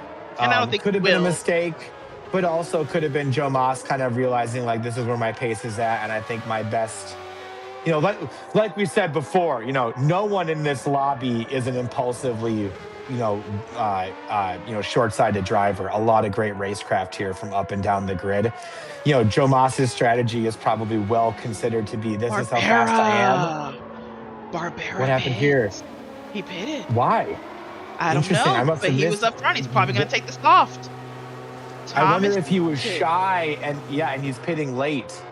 Thomas pitting late as well. Maybe fuel up, maybe. Ooh, Barbara maybe over the line there. That could have been just lobby funkery, but I wonder if that's going to be a penalty. Okay, I think he's fine. I think that was just I think that was just some lag rejoining. But like I was saying, all the drivers here have fantastic racecraft. They know their limits, they know their pace.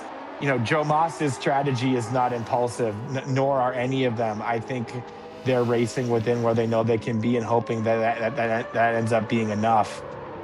Here are those latecomers to switching off to the hard tires. that Alex had called out earlier on our production chat. Yeah. Well, some interesting thoughts though, since we are seeing last minute pit stops. If Constantino sees Santos, Burton, and Deruish, or maybe just Santos and Burton, if he sees them pit to go take the soft tire, maybe he then I don't think he's taken the hard yet. I just realized that. I don't think he's taken the hard. So does he jump in to grab the hard and just hope he's run away long enough? Maybe that was the plan the whole time. I kind of forgot that he still had to grab that hard compound. So he probably grabbed the softs to build the gap as much as he could. There's Burton in.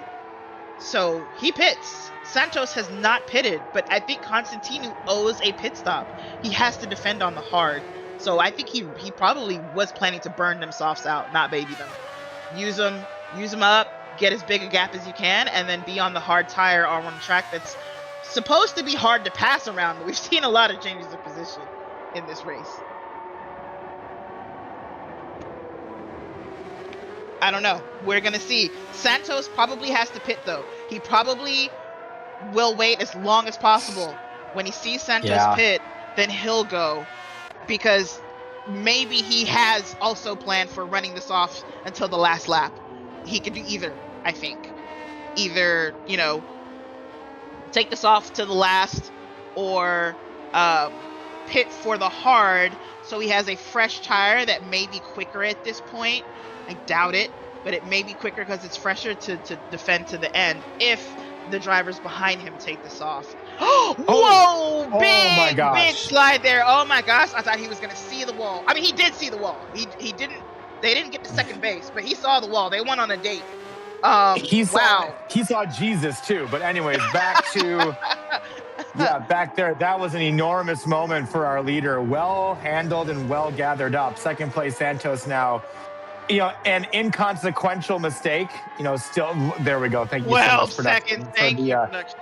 Yeah. Wow. A 12-second gap. So you can have all the wiggle-ons you want with the quality of driver that we've got in this race, and that's not going to award you a 12-second favor. But well, we just learned something. That was a big moment. That was a big moment. I have to interrupt you because we learned something in chat. It's 17 seconds in the pits without tires and fuel. That's the pit delta altogether. So Constantino has to take the hards. If I'm right, he hasn't taken the hard yet. Santos has met his requirement. He doesn't have to pit again, and it's only a 12-second gap. Constantino cannot pit and come out ahead of Santos. So Santos really has no reason to jump on the soft tire. I think he's got it if Constantino has to pit. Guy, fastest lap with a 130 flat. Does that make sense? Is the math mathing?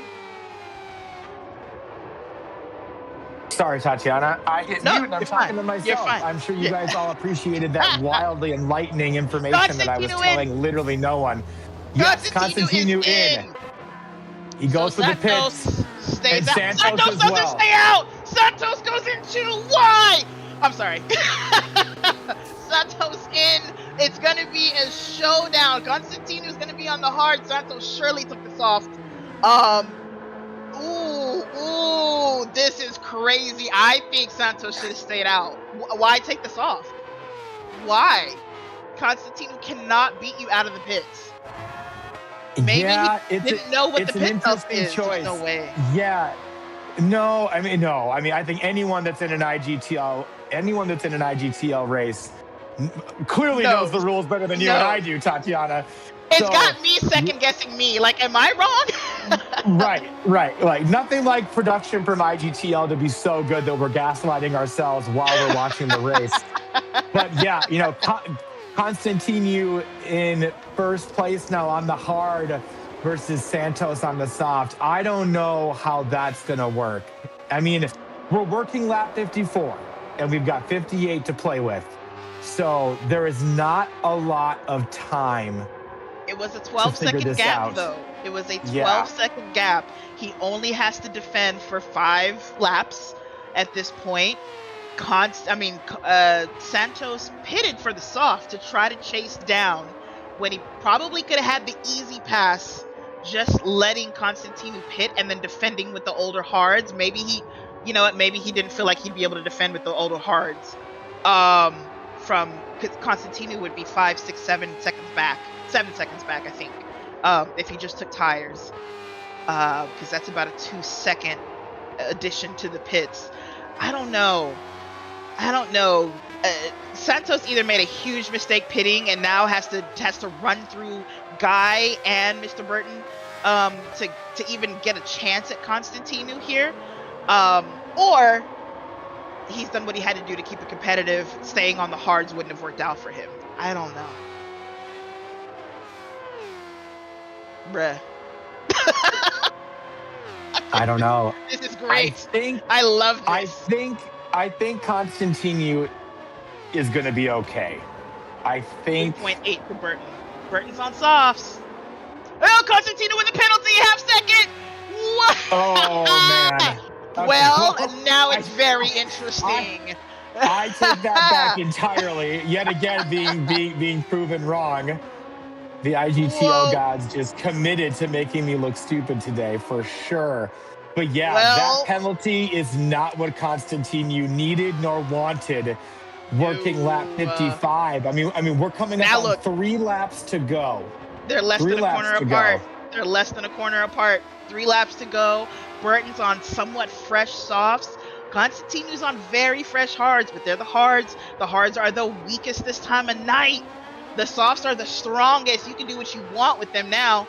I think Constantinu messed himself up with that penalty. Without it, he had a chance.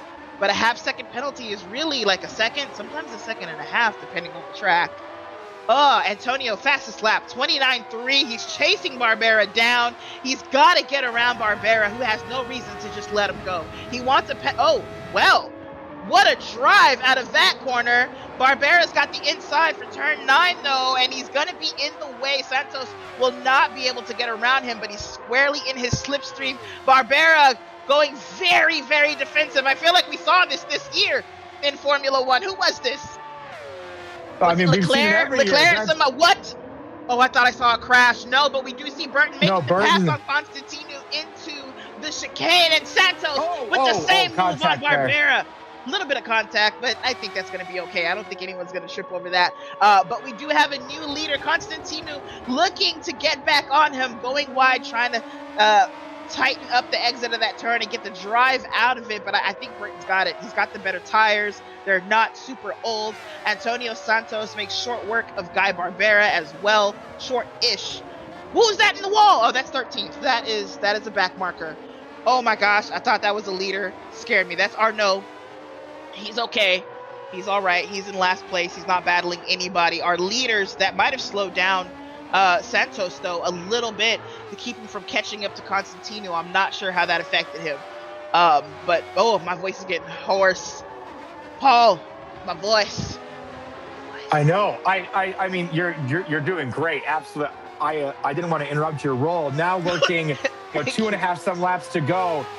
You know, they're all out there like rush hour in Atlanta, right? I mean, this is absolutely flying. Santos now dives down, and he's there. Santos is now with Constantinu. So, you know, that soft tire is clearly going to make it happen for these guys. I think Constantinu's strategy was admirable and really, really inventive, but I think it's just too much of a pace differential to hold off these soft tires. Ooh, big, huge wiggle on there from Constantinu. Santos now pulling away from him. So I think that's done and dusted.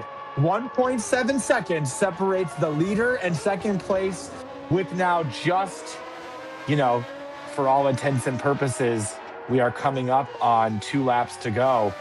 Yes. Seeing the pace differential here, I think this is the first time we've gotten to see some real close racing between the soft and hard, or prolonged racing. I think even without that penalty, I think Constantino would have been in trouble. Now that I see, like, no, the soft tire is crazy fast. I know in GT cars it's good for like 2 seconds, the soft versus the hard, which is an almost insurmountable pace differential. I just wasn't sure what it would be with these cars, but it's huge. Well, The battle for Here we first go. rages on, but it's two different drivers now. It's L. Burton and Santos, who's never really been out of that battle for first. Santos, of course, qualified up top. I believe Burton qualified third or fourth, if I'm not mistaken, in this race. Or was he even in the top four shootout? I can't remember. Ooh, Burton What with a happened? big wide exit. Excuse me, Tatiana. Could Fine. that be a penalty? Ooh, a lot of Breaking the toe. yeah, dragging here. It's like we're watching the last lap of the Indianapolis 500. A lot of back and forth. Santos keeping it really, really tight. And Burton well over the inside curb there to make that Oh, work. yep. And there's the penalty. Yep. There's And the that's half-second penalty. Burton defended too hard. That's unfortunate. I don't think he needed to be that aggressive. He's got the time, and I think he just really tried to defend that first chicane there. And I think if we get a replay, or if we can't, when we watch back later, he just took way too much apex curb and cut the track on the inside of that chicane. That's unfortunate. I saw it, and you were calling it, and you were right. And yeah, boom! The red appeared above his car. It was very obvious that he cut it too much. I don't know what else he could have done except to be very defensive there and try to do what he had to do to carry as much speed through. We've seen Antonio Santos absolutely dominate in the braking in that chicane, and I think Burton's seen it enough times to know I need to carry as much speed as possible through here, and he just cut too much to try to do it. And there it is, lead change. Santos, who qualified on pole, we are on the last lap. He was down to fourth. He was down to sixth, I think, back up to second, and now back to first. First place. He's now running with Burton with another penalty, a second's worth of penalties now. This is looking to be Santos's day as we head towards the second sector and the second half of the lap, working the last lap of the race. What a fantastic event. It absolutely blows me away how reliable IGTL can put together an event. This has been fantastic. This has been great. You're absolutely right. I think that second set penalty was the death knell there. Even if he can get something from Santos, slow him down, it's not going to be enough to save him from having to get off the gas for a second. No. Yeah, quality and consistency will pay you, and Santos was all of that. Santos left that last stop very late. Now looking at our race leader coming into that final hotel section. Burton with looks like maybe a spin. Burton crashed. Burton. Yeah. All coming apart for Burton here on the last lap. But it was a podium. Santos coming to, here we go. Santos coming around to the final corner to take the checker flag. An absolutely inventive strategy and a very nice drive. Constantino also. Constantino with an also brilliant strategy and a nice drive. Second, and Barbara pulling out the top three there. The menace from Fumashan finishing fifth place for the Fumashan. The menace, all done. Good job. Quiet race towards the last third of it there. Well done. And then you've got Cincinnati's coming in behind him. M. Thomas, you've seen in a lot of action, crosses in seventh. Maggio will be in 8th place, Paul. Deruish, who got fastest lap a lot, qualified really high up. I think qualified 3rd or something like that. He's going to cross the line in 9th place. Just not his day, obviously. And then Rijot, who took that early penalty and didn't quite recover, but he will finish at least in the points. Top 10 for him. I know there's no points, but we're going to pretend. He's in the points. Bayer, our sole German, note that cool livery. I hadn't really looked at it. I love that blend on the wing there. He's going to take 11th place. And then Tinjny, M. Grady into 12th. And Mr. Arnaud is out of fuel, it looks like, and will not finish, but we'll call it 13th. And here's our winner, Paul, Antonio Santos. Yep. I mean, you've been Team Santos this whole race. You called it. 100%. And absolutely. I wouldn't say dominating drive because there was a lot of possibility for other victors, but a very, very smart drive. Heads up driving, great strategy. These drivers don't have a strategist in their ear, right? Like they are racing, figuring out when to pit, managing the strategy, the pace, the tires, the fuel, the racing. It's a lot. So that was very, very fantastic as we dive back into IGTL's 1997 smooth vibes of the Gran Turismo music. Well, Tatiana, that was fun. It was a lot of fun. I love doing great commentary. Glad I woke up just in time for it. That's always the move. I think my body sensed. It was like, hey, good racing is afoot. Get up, get on the mic. So I think there's not a whole lot to get into. I do want to definitely thank the IGTL creators and organizers. You know, they worked really, really hard on this and have given us some real great entertainment. Flora Pagande, who finished 5th place, the founder of IGTL. He's done a whole lot of racing. He's also been on the Gran Turismo World Tour before. Hats off, chapeau to you. And then we have Kenny Hansen, who's in the background. He didn't race today, but he is the IGTL General Overseer. He's also done a World Tour event or two. Great quick racer, our Danish prince, if you will. Then Pierre Menu, aka Woob, who produced all of this. If you saw any graphics that you liked, camera angles, etc., that was all Woob. Well, graphics, I think, were all Woob. But thank you to him. All the gaps that we needed, we are grateful to him. Apparently, he has the best house in France. None of you understand that, but it's very important to know. Finally, GT Alex 74. He also didn't race, but he was the lobby host whose controller he cannot control and keep charged up, but he ran this thing. He's the IGTL logo designer. He also works on the driving standards for the races. And so if you didn't like anything, basically blame Alex. Also incredibly fast driver. I think Paul pointed out that he does not understand a gap that does not have a car in it. So he will always put a car into any gap that exists. Love racing with that guy. Thank you to you guys for putting this on. Thank you to everyone who was watching. Thank you to the racers.